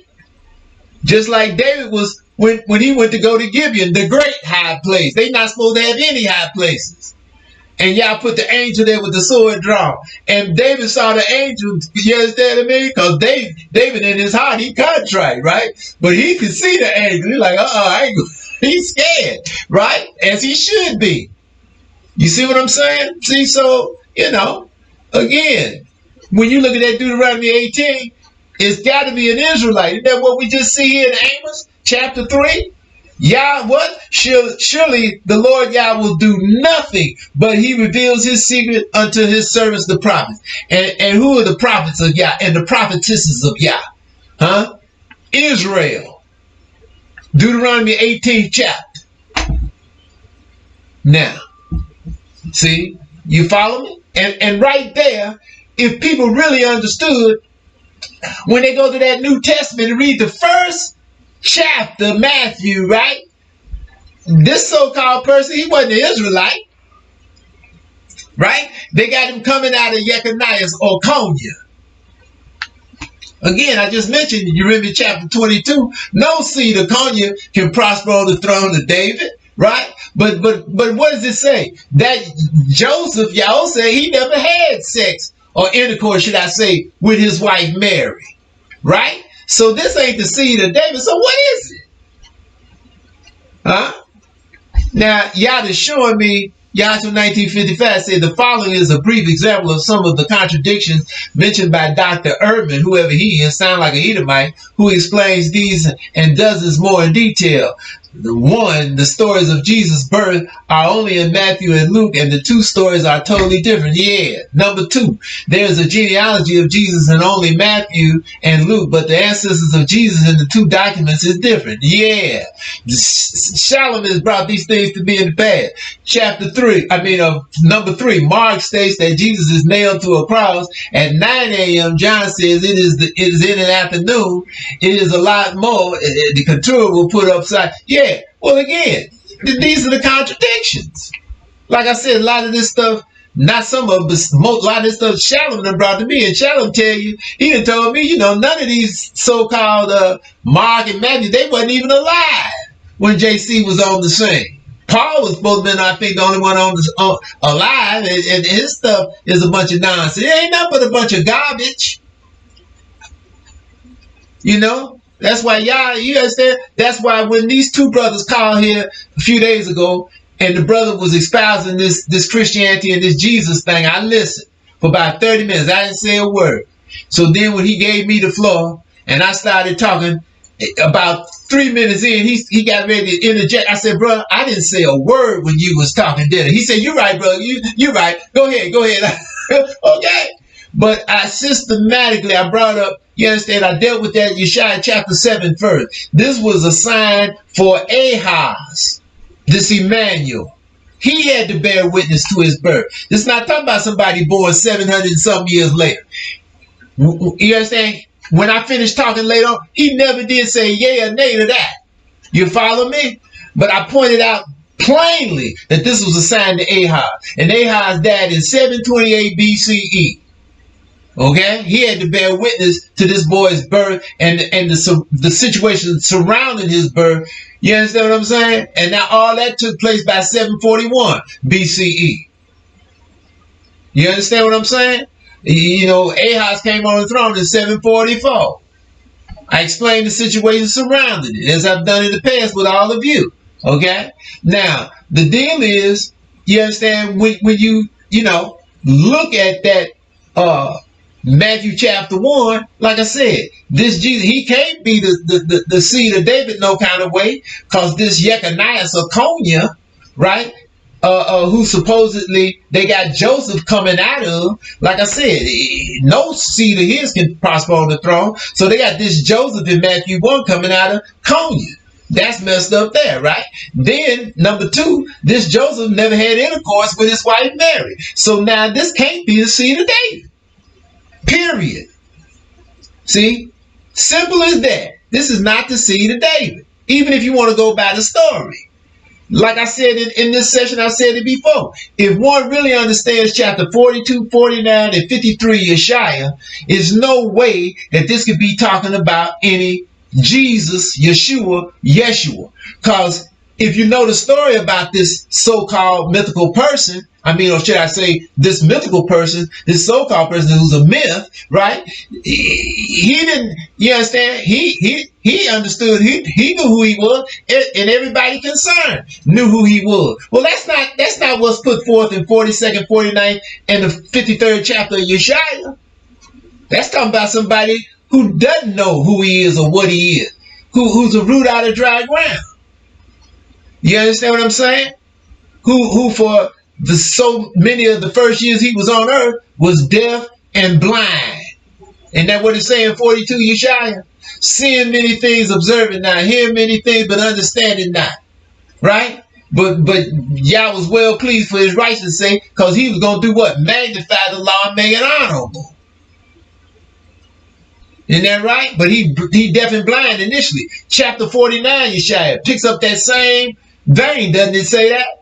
Right? Because again, what does it say? When this person was old, he had a little age on him, had been working, right?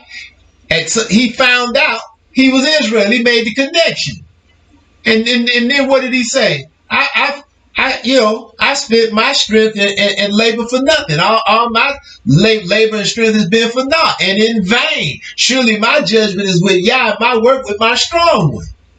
Right? So he didn't know who he was from the beginning. Right? Same thing in 53, root out of dry ground. So that can't be talking about JC. Isn't this, like I said in the past, isn't this supposedly why the 3 wise men or kings came from the east following the star with gifts? That's not what's talked about, in the book of remembrance. So it makes no sense. It's totally adverse to the book of remembrance, this New Testament. And again, Malachi 3:6, Yah does not change. He does not change. And that's all the New Testament is to the book of remembrance, is change. Makes no sense. It's totally nonsense. What's that? Okay, Rivka, peace, sis.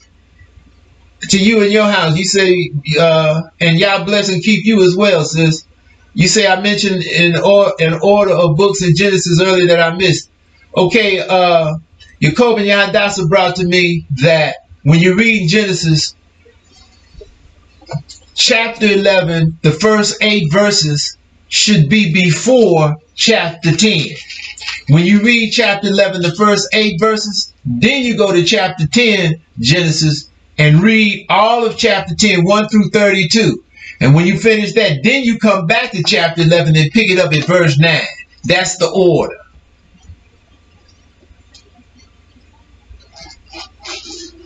Okay?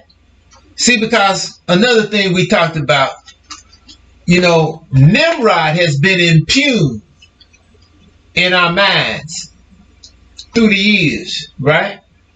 But they brought to me Nimrod was in harmony with Yah, because it says Nimrod, the mighty hunter before Yah, and Yah gave him like 5, cities or areas to have dominion over. Okay? Now, they brought some more, but I'm not going to deal with that right now because it's a question mark on that. Well, matter of fact, you know what they brought to me? They brought to me that they look at Asher in verse 11, chapter 10.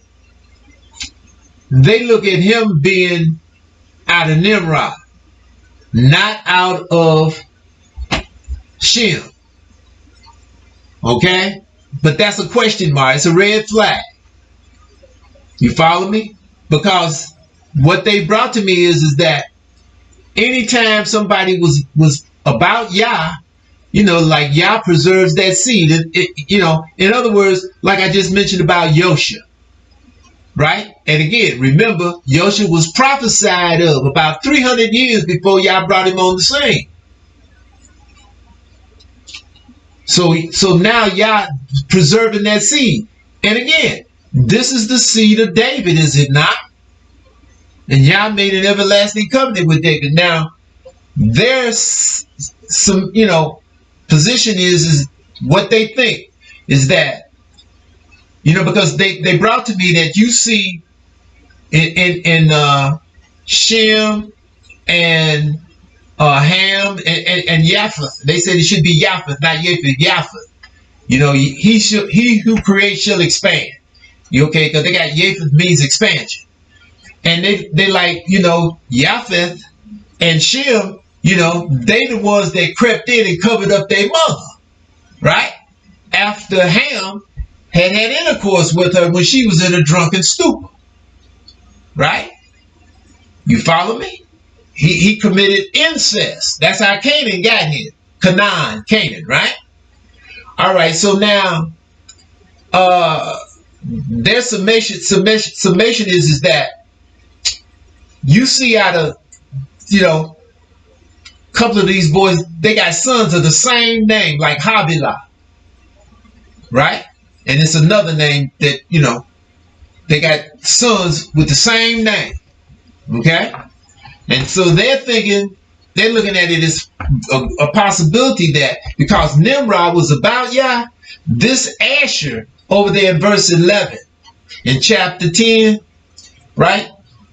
They look at this Asher is out of Nimrod. Okay? This is not the Asher that's talked about in chapter 11, coming out of Shem. Okay? See, because I've been looking at this Asher in 10:11 as it's Assyria, right? But I've been looking at this out of Shem, because you see Asher coming out of Shem over here in chapter 11. But see, when I looked up the historical, aspect of Asher, like I said in the past, they tell you that Asher, or the Assyrians, shall I say, looked at themselves as purebloods. So I looked at, okay, in other words, they didn't mix with other people. Not initially, right? All right, so I looked at this over here in chapter 10, verse 11, when it says, out of that land went forth Asher and builded Nineveh, the city of Rehoboth, and Calais. I looked at that as underscoring the fact that rather than mix with these Cushites, which Nimrod was a Cushite, right? They left. But they're bringing to me that this Asher, they think is out of Nimrod. And this is his seed. You see what I'm saying? And builded these great cities. And therefore that would make the Assyrians be Cushites, Hamites. Now, it's this idolatrous person that's got a movement, Israelite movement here in Chicago. And Shalom here, I don't know, a couple of months ago, brought to me that one of these, because it's this Bowie that's over the Israel of God. He's here in Chicago, right? And so Shalom down in Alabama brought to me about a couple of months ago that one of the Bowieites guys down there that he talks to, you know what I mean? He's been knowing him for a while. Brought to him that Bowie says that the Assyrians are Hamites, right? Now, when Shalom brought that to me, I said, no, I don't agree with that. And I told him why, right? And so we talked about it, but no, I said, I'd like to know what Bowie, how he arrived at that. But now I really would like to know how he arrived at that, because this is what, Yaakov and YHWH is bringing to me. They think the Assyrians are out of Ham. They Cushites, okay?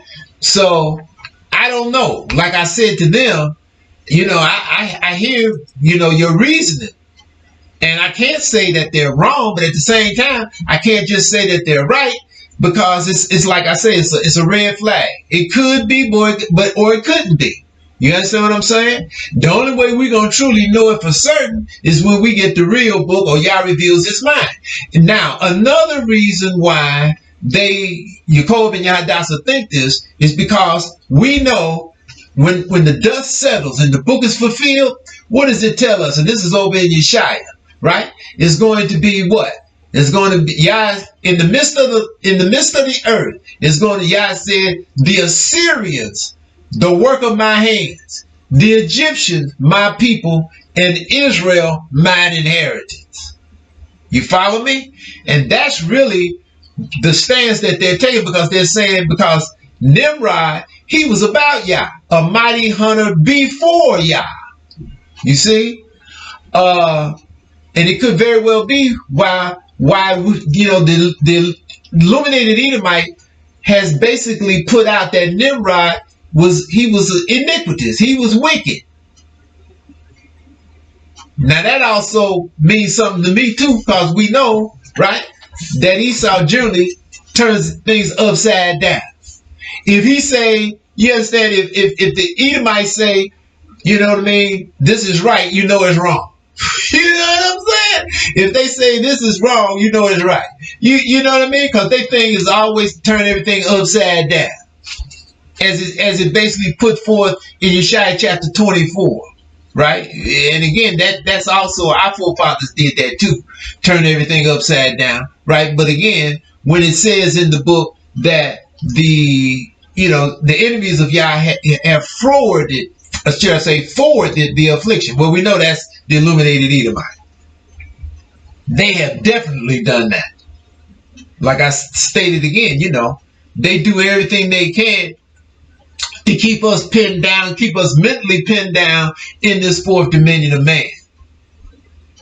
All right? That's why they've built colleges for us. Right? You understand what I mean? They built churches for us. I mean, these monuments, the edifices, right? And allowed, to build these multi-million-dollar churches, you follow what I'm saying, in our communities to keep us pegged down in idolatry. See? What's that? Oh, the name? No, Couture is asking me to put on to text what you said about Genesis. I don't have it written down. Okay, all right, Couture. Again, Genesis chapter 11, you read 1 to 8. Then you go to Genesis chapter 10 and read the whole chapter 10, 1 to 32. Then when you finish that, you come back to Genesis 11, pick it up at verse 9, and that's the real order of how that should be read. They got it, out of order. Okay? See, so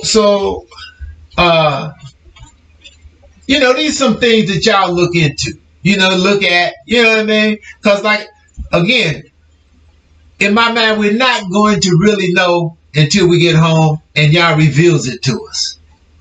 You know what I mean? And when I say that, more and more I look at it as, because we see it in the book. When Yah says, where is that? Where it says, who is this that engaged his heart to approach unto me? Where is that? I can't remember off the top of my head. Approach is the word. I'm pretty sure approach.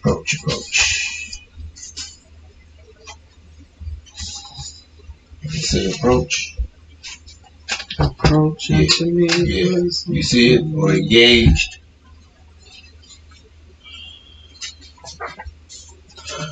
Jeremiah 30:21. That sounds like it. 30:21. Yeah, that sounds like it. Yeah. All right. Jeremiah chapter 30, verse 21. Right? And I just picked this up at verse 18. Thus saith Yah, behold, I will bring again the captivity of Jacob's tents, and have mercy on his dwelling places. And the city shall be builded upon her own heap. See, gonna be in the same spot. And the palace shall remain after the manner thereof. That's this third and last temple.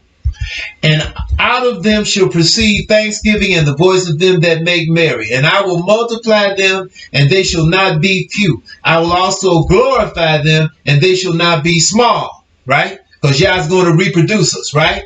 Their children also shall be as aforetime, and their congregation shall be established before me, and I will punish all that oppress them. Okay? That starts even now. Right? and their nobles shall be of themselves, and their governor shall proceed from the midst of them, and I will cause him to draw near, and he shall approach unto me. For who is this that engaged his heart to approach unto me, saith Yah. Now, just like you see that there in chapter 30, Yeremiah, isn't that the same thing what he did with Moshe? This very same thing. When he brought Israel out of Egypt, Yah caused Moshe to draw near, because he talked to Aharon and Moshe, right? Both of them, right? Because Aharon, Yah talked to him, and Aharon was your first high priest, was he not? Moshe was the governor. That's what it's talking about in Deuteronomy chapter 33. When all the tribes of Israel were gathered together, Moshe, Lawai, it's talking about Lawai, but it's talking about Moshe. It's going to say king. We know that's an aberration, right? He was governor, was he not? See, because again, we've talked about that. YHWH Hadassah and myself. And they brought to me, and I'm not in disagreement with it at all. The first governor, Moshe, right? And the first high priest both come out of Lawai, right? And more likely than not, this is why Esau over there in Exodus, you understand, they tried to besmirch the line of Moshe and Aharon by saying their father married their aunt. You follow me? Which we know, you understand what I mean? That's incest. So it didn't happen like that. We know that, because that's against the law. And again, Yah does not change.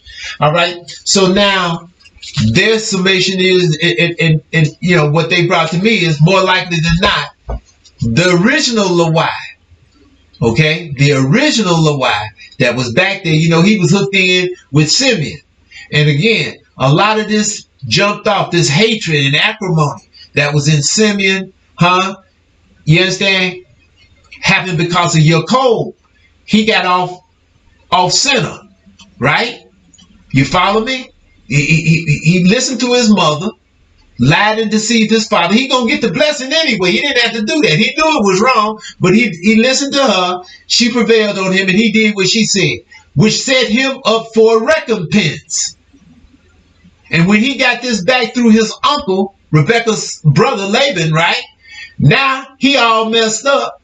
And when he been tricked, you understand, into, hooking up with Leah, but he desired Raquel, the youngest, right? And he'd been tricked into taking Leah, right? And he's highly upset. But Laban gave him Raquel too, right? Yaakov got the law. He know you're not supposed to take two sibling sisters. That's going to create competition. They're going to be a vexation to one another, compete. That's in the law, right? He took Raquel anyway. Fell prey to his lust and desire, right? Because they also pointed out to me, Yaakov and Hadassah, as you read on, you'll see that Yaakov, even though he didn't have 6 sons, he had 4, and then 2 more sons and a daughter with Leah, he was still living with Raquel. He was still putting her before Leah. You follow me? This is exhibited in the book, right? So, you understand? And then what do we see coming back? Right? Because we see this, you understand, when he knew, when the messengers came back and told him Esau was coming with 400 men, right? He set Leah up to front with the 6 sons and the daughter. He kept Raquel and Yaoseh back there with him. You follow me? And they say that's telling, because my take on it initially was, I brought it up, I said, well, I was thinking possibly, because Raquel was pregnant, and Hadassah, she like, no, she said, a man gonna keep that woman that means the most to him closest to him. You know what I mean? Because she said if it had been where he had the same feeling about both, he would kept them both back there with him. He said, but no, he kept the one he had the most feeling about. But again, Yaakov brought up about, you understand, about the mandrake situation, right? You understand, Leah had already had 4 sons already when that mandrake situation jumped off. Raquel didn't have any sons yet, right? And what does it say? When he was coming in from the field, right? After Leah had given Raquel the mandrakes that Reuben had brought her, right? She told Yaakov, you come with me. I've hired you from my son's mandrakes. See? So it was like Yaakov was still living with Raquel. You follow me? And then what does it say? For her hire, right? Then Yah gave her Issachar, the 5th son. And then she ended up having a 6th son, Zebulun. And then a daughter too. See? But again, Yaakov was still partial to Raquel. Right? And then, you understand, on the way back, Yah took out Raquel. Right? Because Raquel still was not 100% with Yah. He took her out. He didn't allow her to come back with Yaakov. You understand what I'm saying? Raquel never knew that Yaakov's name was changed to Yisrael. You follow me? She never met Isaac. Huh? Because Isaac now, when Yaakov left, I know Rebecca, you understand? I know she read Isaac, because Isaac done called her on the carpet. Why'd you do this? You know what I mean? You was complicit. And then just like what wives do, right? They watching. Rebecca told Isaac, you messing up. You done got off center. That's what happened. And then Isaac was able to take that. You understand what I mean? You know what I mean? He was able to take that thrashing and see himself, and then he got himself together. How do we know that? Because he lived until Israel came back and still lived what? What was it? I can't remember now off the top of my head, but he lived so many years after he got back. You follow what I'm saying? Where his grandchildren was able to interact with him. You dig what I'm saying? Yah's not going to allow that to happen unless Isaac then got his act together and come back to Yah and got in harmony with Yah. And it shows us again, Isaac did what? He lived another 5. He lived 5 years over the time Abraham lived. Abraham lived 175. Isaac lived 180. So we know Isaac had to get his act together. See? He had to acknowledge, I messed up. I got off center. See? Probably like Yosef said to me, eating the fat. You understand? Because he loved that meat, eating the fat. See what I'm saying? And he got diabetic blindness. That's why his eyes was dim. But now after this situation done happened, he could see himself. He had to humble himself before Yah, acknowledge, and got his act together. And then Yah did what? Brought his sight back. You understand what I'm saying? And where he could interact with them children, his grandchildren, and see them when they got back. And they could see him and interact with them. But he didn't allow Raquel to come back with Israel, right? With Yaakov. He didn't allow that. Why? Because Raquel, she vacillated back and forth, back and forth, back and forth. And this is expressed again when she bore Benjamin, she named him Benoni, the son of my pain. That tell you where her heart was. She's all about her.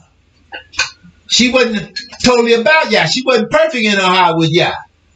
That's why Yaakov changed his name to Benjamin. He who creates son of my right hand. More likely Benjamin. Huh? You follow me? See all of these things. This is more and more keep coming out and we can see things clearer and clearer. Because this is the whole reason why Esau's attacked the book. You follow what I'm saying? To cloud our view. Where we can't see clearly. See, but just like what Yah did with David, when David, you understand, what did he say? You understand, when he revealed, he wanted to build a house from Yah. What did he say? Yah gave me the pattern of this temple, of his house, with his spirit upon me.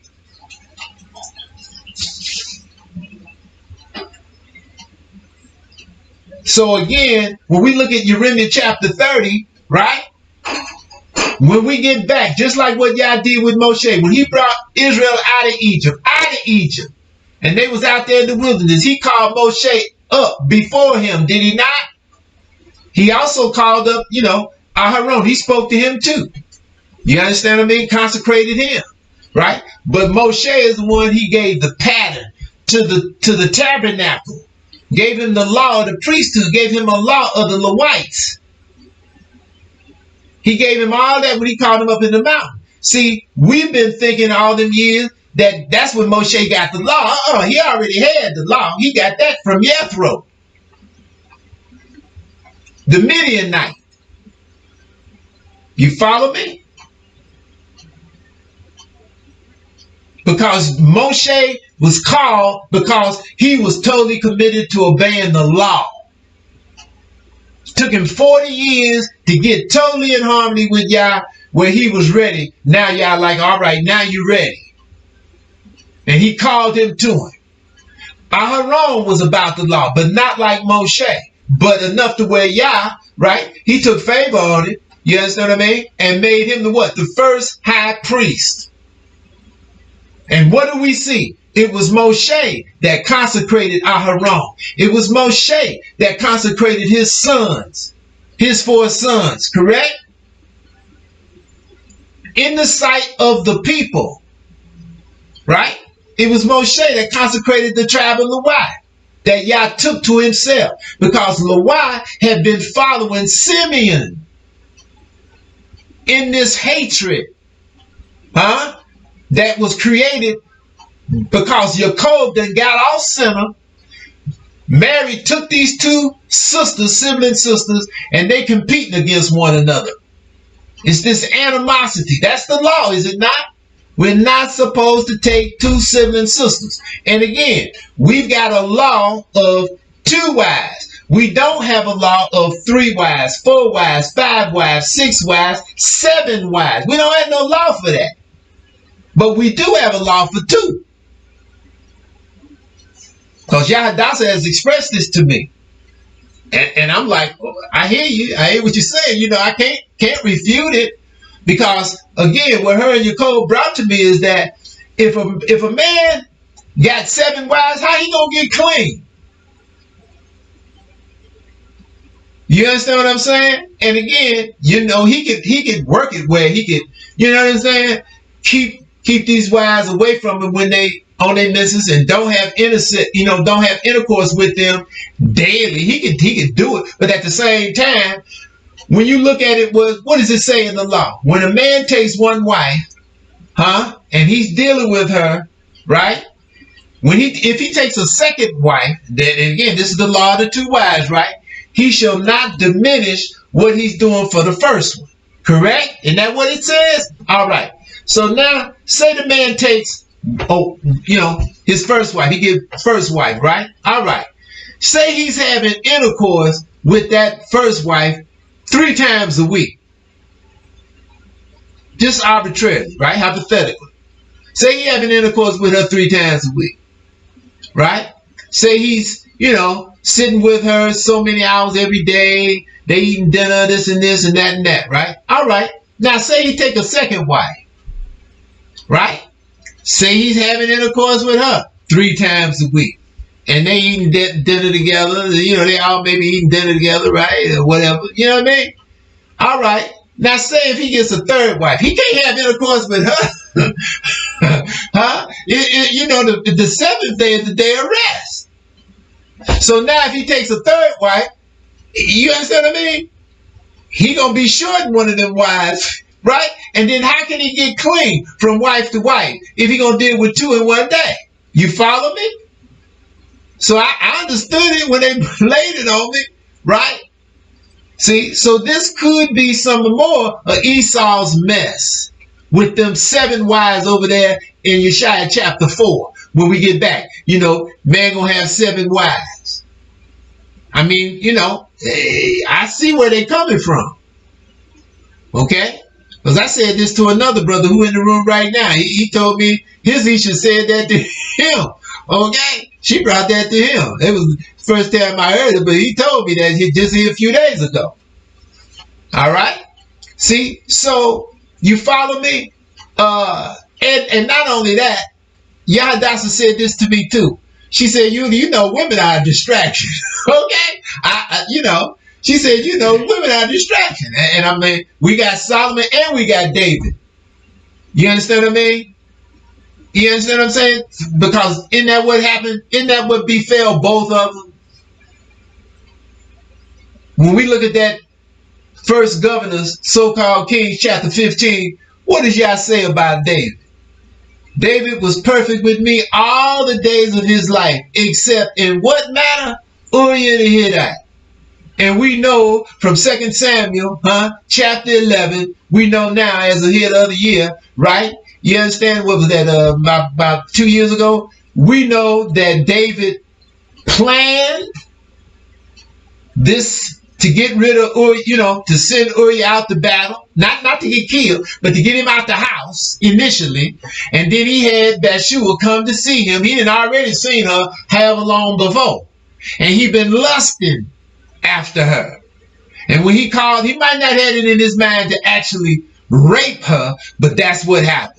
He'd been lusting after her for so long, and when she came, she don't have no idea what's going on. He summoned her to him after he had sent the army out that he's supposed to lead out in times of war. He's supposed to lead them out.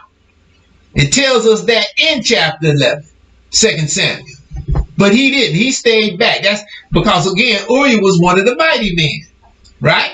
That's the only way he could get him out the house. And then he sent for Bathsheba. When she came to see him, he might not have it in his mind to rape her, but he'd been lusting so long. He took her. He raped her.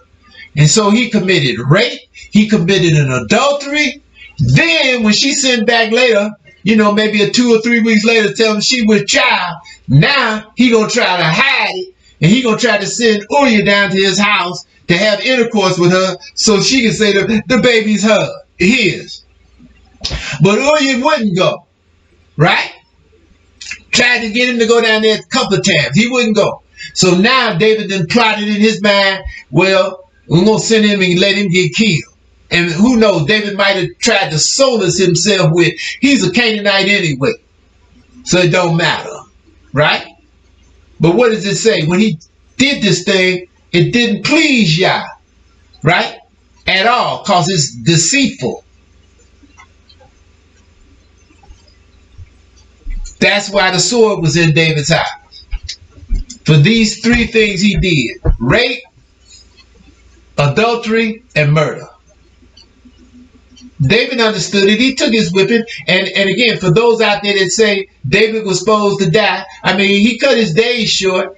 In other words, his blood was supposed to be, shed. His blood was shed.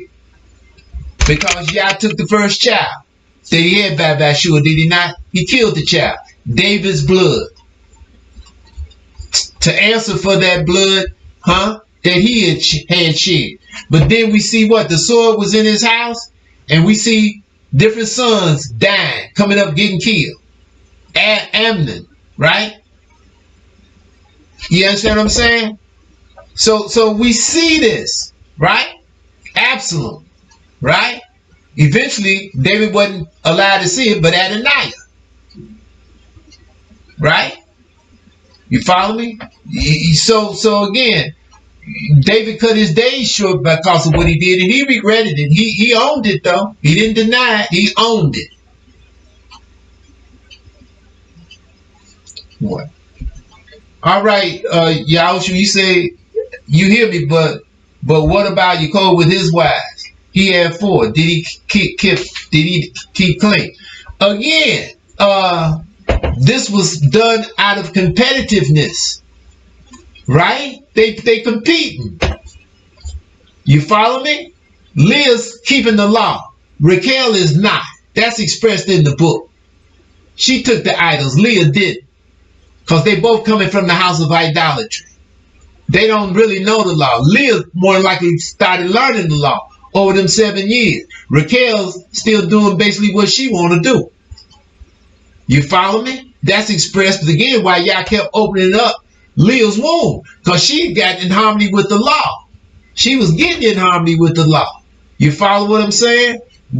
More likely, neither one of them really know. Leah probably didn't even maybe know about the law of wives and whatnot.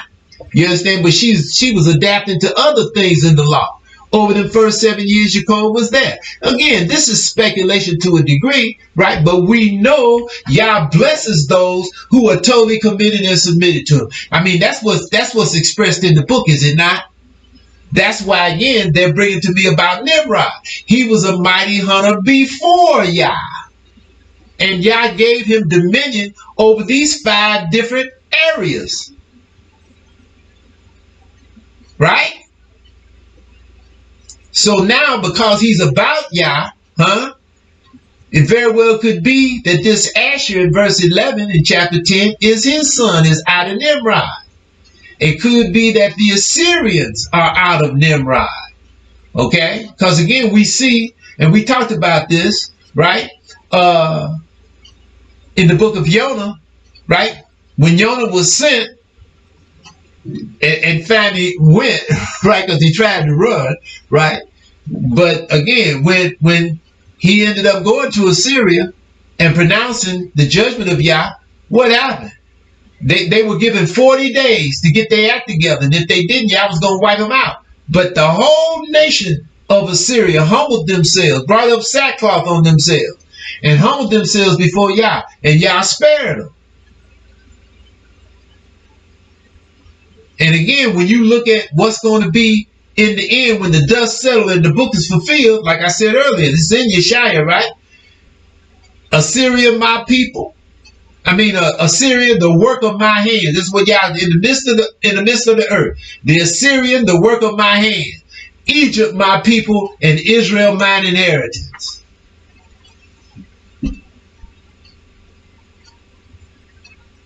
And Yah gives light to the seed of those men who were about him. Because Yah is the great agriculturalist. He's the great preserver of seeds and eggs.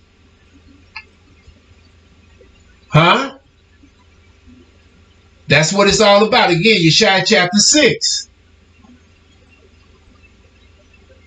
But see, again, I look at, right? Jeremiah chapter 30, right? He's going to, just like he did with Moshe, he's going to cause the governor that he's raised up to approach unto him, just like he did with Moshe. And that's when, we're going to start getting the real deal. You understand what I mean? He's going to expand his mind. He's going to give him the real deal. You understand? And then he comes just like Moshe. Again, Micah 7:15, like according to the coming out of Egypt. It's going to have similarities to that. It's going to have similarities to when he brought us out of Babylon. But now again, we know Zerubbabel was out of the seed of Konya. That's why Zerubbabel, he was weak-minded. Because when they hit the bump, right? When the adversary sent the lying letter to Cyrus, and Cyrus, after 3 weeks, he went on and sent the word back to put a stop to the building of the temple, Daniel chapter 10, right? And when they got the message, Ezra chapter 4, right, at the bottom of the chapter, they rushed up. Right at the end of 62 weeks, Daniel 9, verse 26, the top half of verse 26. After their return, 62 weeks after their return, and they stopped Zerubbabel and them for building the temple. He was cut off, but not for himself. Now Zerubbabel, if he had been strong about Yah in his heart, he'd have said, I'm going to write a letter to Cyrus and see how come he you understand? You follow me? How come he issued this decree? He cut us loose to come back and build the temple. He didn't do that. Haggai chapter 1. They didn't do that. They went on and built their houses and forgot about Yah.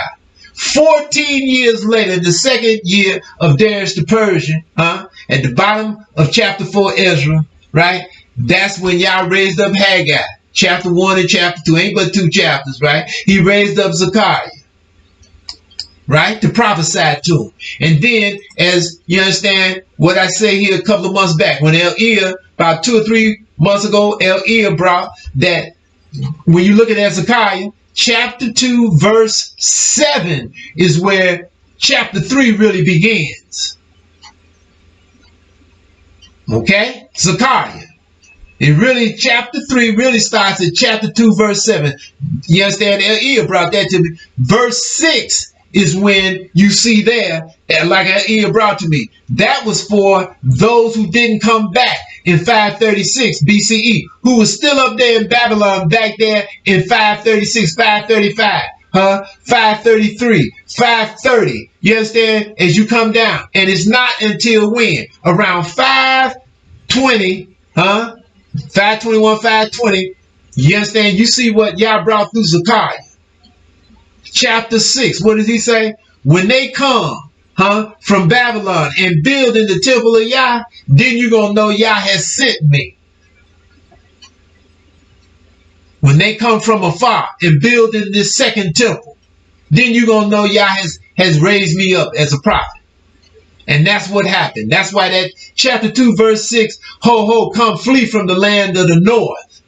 That was for those who didn't come back in 536 BCE. Right? Because only 42,360 came back in 536 BCE. You know, it's in the book of Nehemiah. It's also in chapter 2, Ezra. Right? All right. So now, my first thought when El brought this to me, then y'all clicked me, right? And we talking, and I said, you know what? It's probably those, you understand, who was 14, 15, 16, living with their fathers and mothers, you understand, who didn't come back in 536. Now, when you get down there to 521, 520, you follow what I'm saying? They like 28, 29, 30. Now they want to come home. They want to come back to Jerusalem. They don't want to stay up in Babylon. And that's what Yah brought through Zechariah. Chapter 2, verse 6. You follow me? Because chapter 2, verse 7, that's the messenger today saying this to Israel. Deliver thyself, and to Zion. Deliver thyself, O Zion, that dwells in the door of Babylon. Because again, how do you deliver yourself? Deuteronomy chapter 30, verse 2. Return to Yah and obey all of this law with all your heart and all your soul. Just like I'm reading here in chapter 30, Jeremiah. Right? We got to return to Yah and obey all of this law with all our heart and all our soul. See? And again, when it says all of the law, it doesn't mean we do sacrifices, with animal sacrifices. That can't be done. That's for the temple. That's for the priesthood to do that. And the Levites, you understand? You understand, who aid and abet the priesthood. None of that exists right now. There's no way to know who's the high priest, who is a priest, who is a Levite, or who is a Benjamite of Yahudah, as far as that's concerned. Yah's got to reveal all of that. And that's what he's talking about here in Jeremiah chapter 30. See, Moshe didn't have to do that. They still knew, you understand, what tribe they was from when Yah brought them out of Egypt. They even knew about Yah, per se, to a degree. Right? But today is even worse. I mean, look how long we've been cut off. So we don't know our own genealogy. Yah's got to reveal that. Like I said before, the only one who knows what tribe he's from is the governor, the messenger. And the only reason he knows that is because what Yah's doing through him.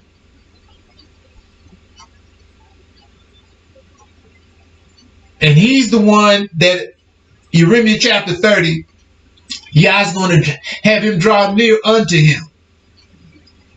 And he's going to reveal his mind to him. That's the only way we can know. This ain't no guesswork.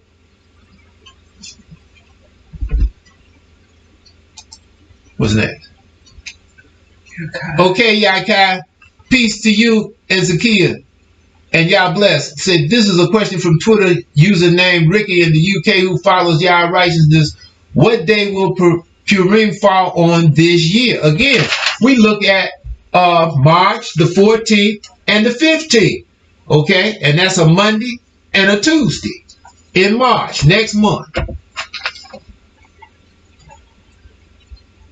And again, since we're talking about that, again, when Nehemiah came back, the second and last time, who had been made governor over Jerusalem by Artaxerxes, and when Nehemiah came back, like I say, after Artaxerxes died, I used to think he came back before, but no, they was tight. He didn't come back until he saw to his, and was there at the burial of his friend, Artaxerxes. And when Artaxerxes passed and transitioned, and they buried him, gave him all his rights and whatnot, Nehemiah came back then. And when he came back, not only did he have the book of Daniel, he had the book of Nehemiah, the book of Hadassah as well, Esther.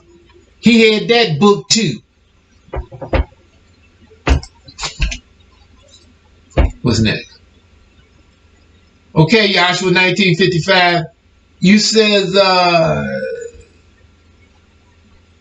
right and peace to you as well. You say, so the people will know clearly.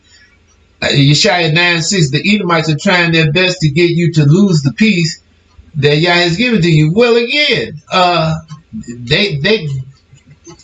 Yahshua, let me say this for everybody. The Edomites have no power over Yah righteousness, or over anybody that's totally committed and submitted to Yah. They are totally impotent. Okay? What's next? Okay, and you said when it is spoken about the Edomites not being able to come into the congregation to the third generation, this is talking about the seed and not the egg of the Edomites. Well, again, I'm sure that you're going to have some Edomite women who are going to come over as well. Because we see this in the 27th chapter of Yeshaya, do we not, at the bottom? The women are going to come break off the bowls because it's a people of no understanding. But we also see it in Jeremiah chapter 49, verse 11. Leave thy widows and thy children to me. That's y'all talking, right? Because you're going to have a few women and children of them left in the land of Israel that's not going to run over into their land and get burned up with the rest of them. Okay? What's next?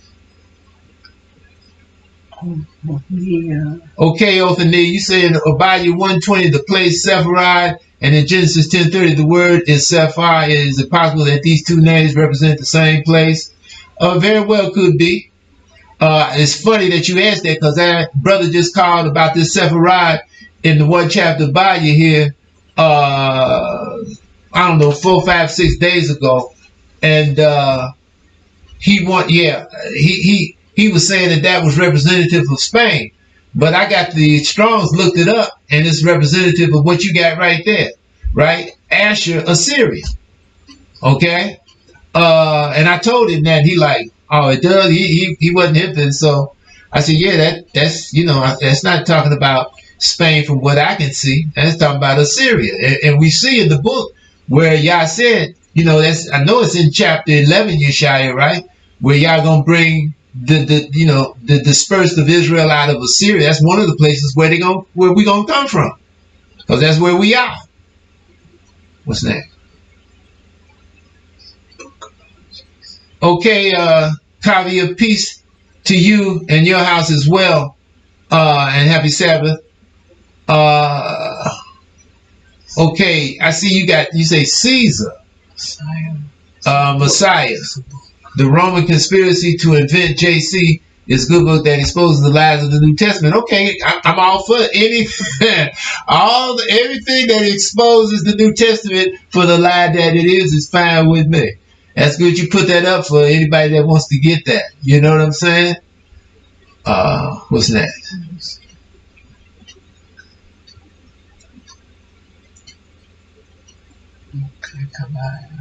Okay, Kavai, you said Genesis 30:18, did Yah bless Leah's womb because she humbly gave her maidservant to Yaakov, honored in Exodus 19:6, instead of exuding bitterness and strife.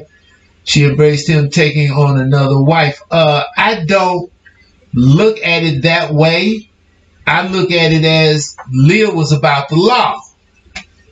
Okay, now since you got 19:6, I'm gonna go there.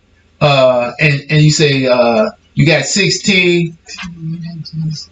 Okay, I'm gonna go to Genesis 30:18 first. Take them in order.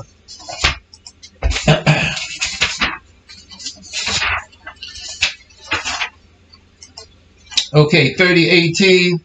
And Leah said, Yah have given me my hire. That's what I just mentioned, right? So she, because I have given my maiden to my husband, and she called his name Issachar. And Leah conceived again and bare Jacob the sixth son. And Leah said, Yah have endowed me with a good dowry now. Will my husband dwell with me, because I have borne him 6 sons? And she called his name Zebulun. But at the same time, from what we can see, Jacob wasn't dwelling with her then. That didn't happen till basically got rid of Raquel. Exodus, okay, Genesis, let me see. I want to take this in order. Genesis 16:10. Wait a minute, let me see what's there. Because this is before all this. 16:10. And the angel of Yah said unto her, I will multiply thy seed exceedingly, that it shall not be numbered for multitude. Okay, yeah, that's what he said to Abraham, right? To Hagar. Said unto her, to Hagar. Yeah, that's what Yah said.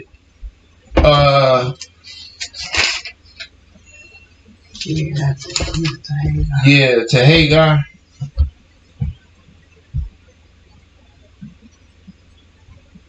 She got it. She said she asked that question. I think okay. She got it, so. Okay. Yeah, because it's the seed of Abram, right? Abraham, and Yah was multiplying his seed, like he said, because Abraham, Ishmael was given 12 sons too, right? But now what's that? Exodus 19:6.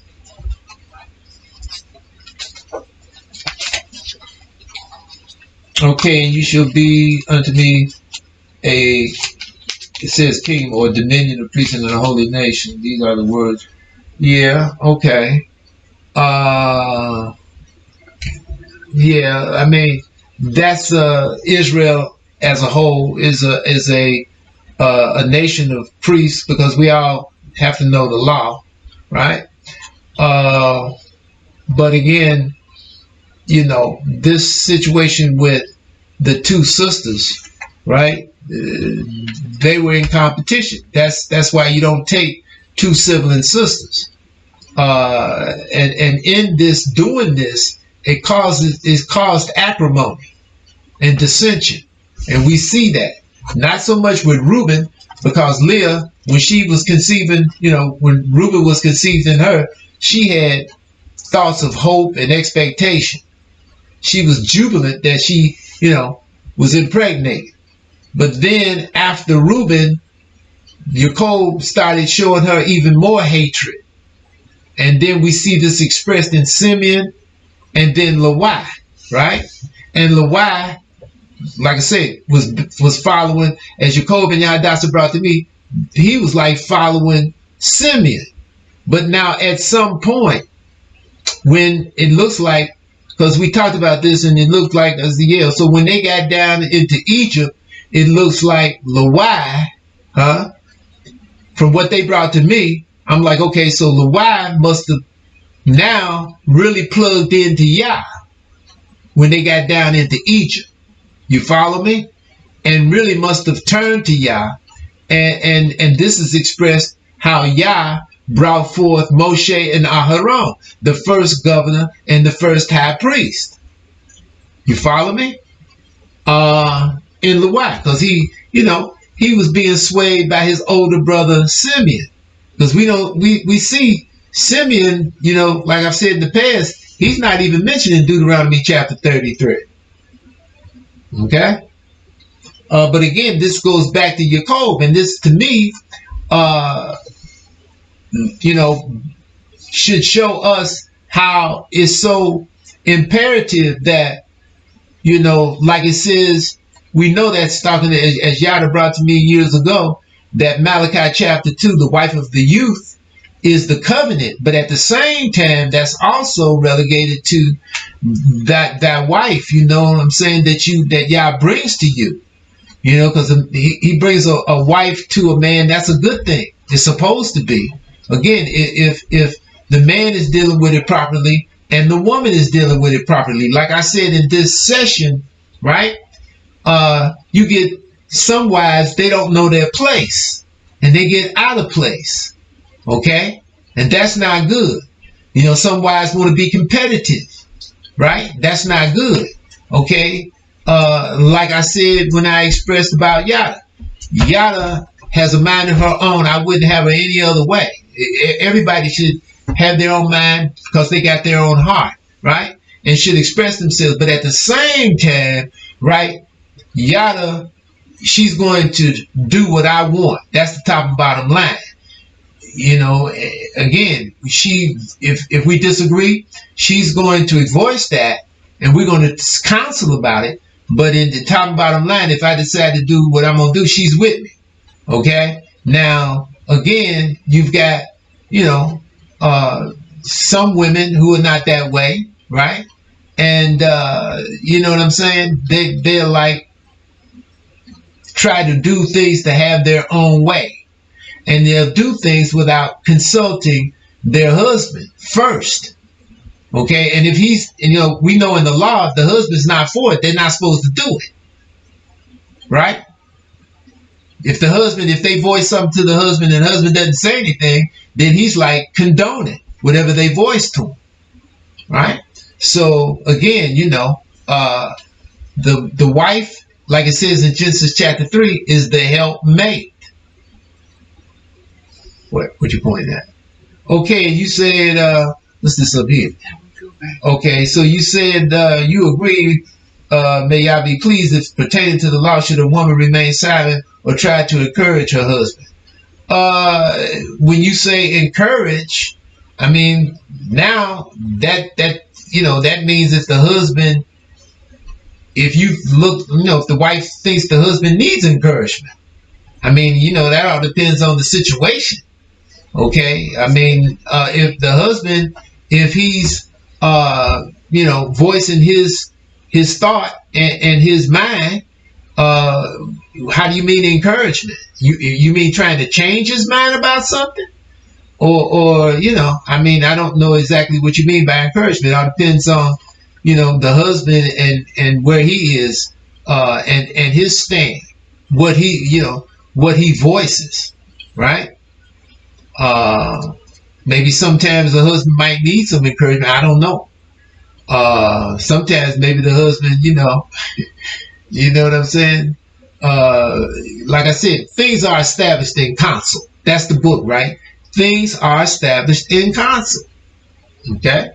So you should always counsel. If you think you need to counsel, right? You counsel, right? I think husbands are supposed to be supported. That's being a help. You support them, right? You're not in competition. A wife shouldn't be in competition with her husband, right? She should be there to support him. And again, I'm quite sure the husband, he's grounded. He's going to discuss things with his wife or wives. You follow what I'm saying? Sit down and counsel. We see that Jacob did that with Raquel and Leah, did he not? Leah and Raquel, when Yah came to him and told him it was time to go, he went to him, hey, I'm leaving. Yah didn't came to me. He told him. Yah didn't came to me and told me it's time for me to go. Now what y'all gonna do? Okay? And what did they say? They like, hey, ain't nothing left in our father's house. We going with you. You know what I mean? Because these children and we got to be taken care of.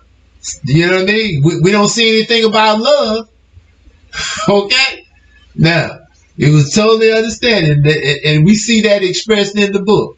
There's nothing left in our father's house. We going with you.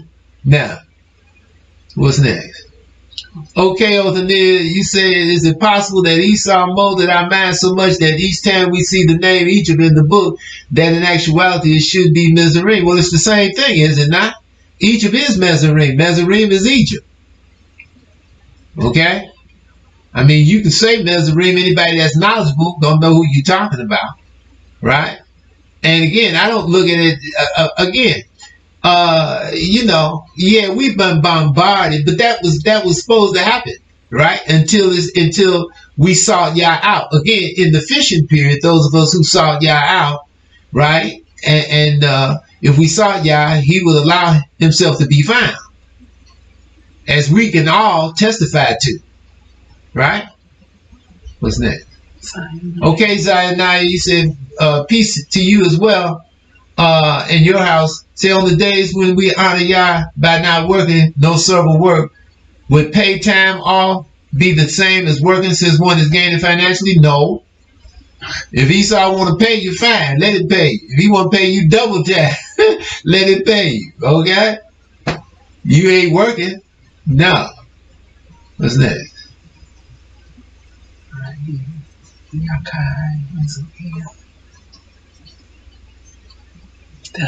Okay, all right, Zakiya, you said within our copy of the Interpreter's Bible Dictionary from 1962, it suggests Nimrod was popular before Yah. Correct. And the people helping to build up cities, so perhaps another way Esau doesn't want something righteous to be known. I'm in agreement. This is on the same line what Jacob and Yadasa brought to me. You know, he was before Yah, a mighty hunter before Yah. You know, and Esau's tried to, attack us as he has done to it, you know what I mean? By making us think Nimrod was iniquitous, but he wasn't. Okay? What's next?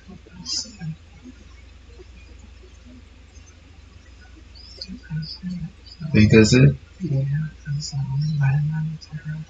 Okay. So I give everybody a chance to think a little bit. Maybe they might hit something else. But as I said time and again, we are where we're supposed to be with Yah, our righteousness, the King. And we never leave Yah for any reason. And again, I know some out there might be kind of shaky. I've been told about, some who are kind of shaky about taking the shot because they, want to go to work, want to make some money, but at the same time, this is where the faith comes in. Okay? If you really with Yah, you're not going to let Esau jab you with his sword. Okay? The sword bearer. Right? You're not going to let him stick you with the sword and inject any kind of junk, his junk, into you. Simple as that. And again, as I said in the past, we see how YHWH never left Yah. No matter what befell him, he stayed with Yah, and we see his latter end. We see David stayed with Yah until that one situation where he messed up. But at the same time, he owned it. But we do see that Yah did not change his word. He allowed David to see his seed come upon the throne as governor in Jerusalem. David seeing it, right? And David's seed still goes on to this day and will go on forever, as Yah has so stated. Just like the priesthood, the seed of Zadok, and the Levites, right? And the children of Israel, for that matter. Okay? Yah keeps his word. Yah changes not. So we have to, we have to put on that helmet of salvation, Yeshua chapter 59, that unequivocal faith in Yah and trust in Yah, just like Hananiah, Mishael, and Azariah did. If they had been shaken at what Nebuchadnezzar said he was going to do to them, then we wouldn't have known anything about them today. They wouldn't have been written in the book, right? But we see they held faith with Yah and were thrown in the fiery furnace. but Yah anointed himself on them and didn't allow them to be destroyed at all. Not only that, when they came out, they were uplifted even to the same level as Daniel, right? And now, you know, they didn't have to deal with any of the ways of the heathen. You see what I'm saying? See, that's how Yah anoints himself. Just like I just said earlier, you know, the brother that told me, he said, you know, I think they're going to fire me when I come back. He said I should probably go on and quit. I'm like, no, don't do that.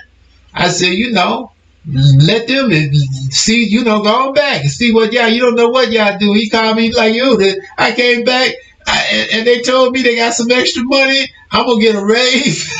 Okay? See, so you don't be presumptuous. Don't let presumptuous sins have dominion over us. See? And our broken heart, contrite spirit is the offering. Okay? That's our soul. We, you know, our broken heart. Right? Yeshaya chapter 53. That's our offering to Yah. Our sacrifice to Yah. Like David said, you know, a broken heart and a contrite spirit.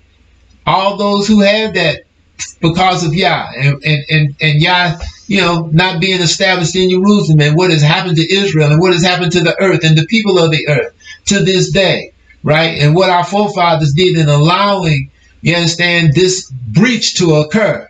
Yeshaya chapter 65, right? You brokenhearted about it. You got a contrite spirit. That's our offering. That's our sacrifice for the sin of our forefathers. Again, you understand? Because Yah does not accept human sacrifice. Jeremiah chapter 19, verse 5. That's how come we know what it says about Jephthah in the book of Judges. Esau has messed with that. That's a lie. Yah's not accepting any human sacrifice. Yah changes not. Okay? Okay, Yahshua 1955, you say when we look back on debate talk 4, when will you be back on debate talk 4? I have no idea. Okay? I have no idea. That might not happen again. That might have been just that time. Okay? Because YHWH, I'm pretty sure she's the one that set that up, if I remember correctly. And YHWH is no longer with us. She's no longer with Yah. And again, that was her own decision. She made it. So, you know, I don't know, unless that host, he said to me he was going to bring me back on again, and it was another brother out on the West Coast that because we talked. Matter of fact, he called with the brother on the West Coast, and the brother on the West Coast wanted to debate the book of Daniel, but it was in that conversation that brother realized Yah, you know, allowed him to see that it was things in the book of Daniel that he didn't understand when I brought to him. And it was really Yah just working through me, right? That situation, you know, the chapter 10 Daniel, when it starts, it ends at 11:35 Daniel. And from 11:36 to 12:10 Daniel, that's another vision. And as it turned out, that's the first vision Daniel got that we don't have the introduction to. But what I said to him in that conversation with the host of debate talk 4, you know, he realized then, because he said, you know what, I got to get back with you, brother, about this. And he told the host, he said, you know, I got to get back with the brother on this. And, you know, because he wanted to have a debate that following week. I haven't heard from that brother since. So maybe he's still contemplating. I'm sure he's possibly gone in and listened to Y'all Righteousness and heard, you know, the totality of the book of Daniel. Okay? Because I'm certain that, you know, we understand the book of Daniel exact now. I mean, it's another person that brought to me not real long ago that they thought it was 5 dominions, and I'm like, no, it's only 4. They expressed to me why they thought it was 5, but I'm like, no, the key, from what I see, still is Daniel chapter 7. when it says the fourth dominion is the diverse dominion. Because before we turn off, I'm going to lay this on all of you. You think about it. I haven't even laid this on some that I was having a conversation with. As a matter of fact, I did say I look at it as 9 dominions. It's been 8 already, and the 9th one is being set up. And that's the 9th one is Yah's dominion. Yah's was the first dominion on the earth. The people went AWOL, Genesis 6:12, rejected his law. Then it went into a diverse dominion. Okay? Leading up, to the flood and beyond the flood, right? Then it was, the next dominion was Yah's dominion again, under David Solomon. Then it went into, after Solomon, it went into a diverse dominion. So now that's 2 dominions of Yah and 2 diverse dominions. Then it went into the 3 dominions of man. Babylonian dominion, Persian dominion, Greek dominion. Then it went into a diverse dominion again. And that's the 3rd diverse dominion, with the 4th dominion of man, the diverse dominion. And now Yah is setting up the 9th dominion on earth and the final dominion, which will be his dominion. That's how I'm seeing it right now. 3, 3, and 3. And 3 is a chord. Okay? And the final dominion is Yah's dominion. That'll be forever. Okay? Okay, Yohanan. Peace, brother. You said, how do I explain to others the creation of other men and women on the earth besides Adam and Eve? Please explain. Peace and blessing. Again, in the first chapter, I've said this in the past, Genesis, Yah created male and female, created he them, and gave them dominion. Okay, when you go to chapter 2, what does it say? Adam had not found a mate, which means he was looking for one. The search was on, but he hadn't found the woman that was, had it in her heart to even be about Yah. Because we've discussed this too, Yaakov, Yahadasa, and myself, and it very well could be Eve was very young. She wasn't, Adam hadn't taught her all of the law. That's why she was able to be beguiled, deceived by this other man. Okay, because like I said, I just mentioned Genesis 6:12. Okay, it was people on the earth. Again, why did Cain say to Yah, you have driven me away from thy face this day, and everyone who shall come upon me will slay me? Who are you talking about? And I leave you with that. All right, stay focused. All right, read, study, pray, and do. For Yah righteousness, Jerusalem, and the Holy See. God bless everybody. Peace.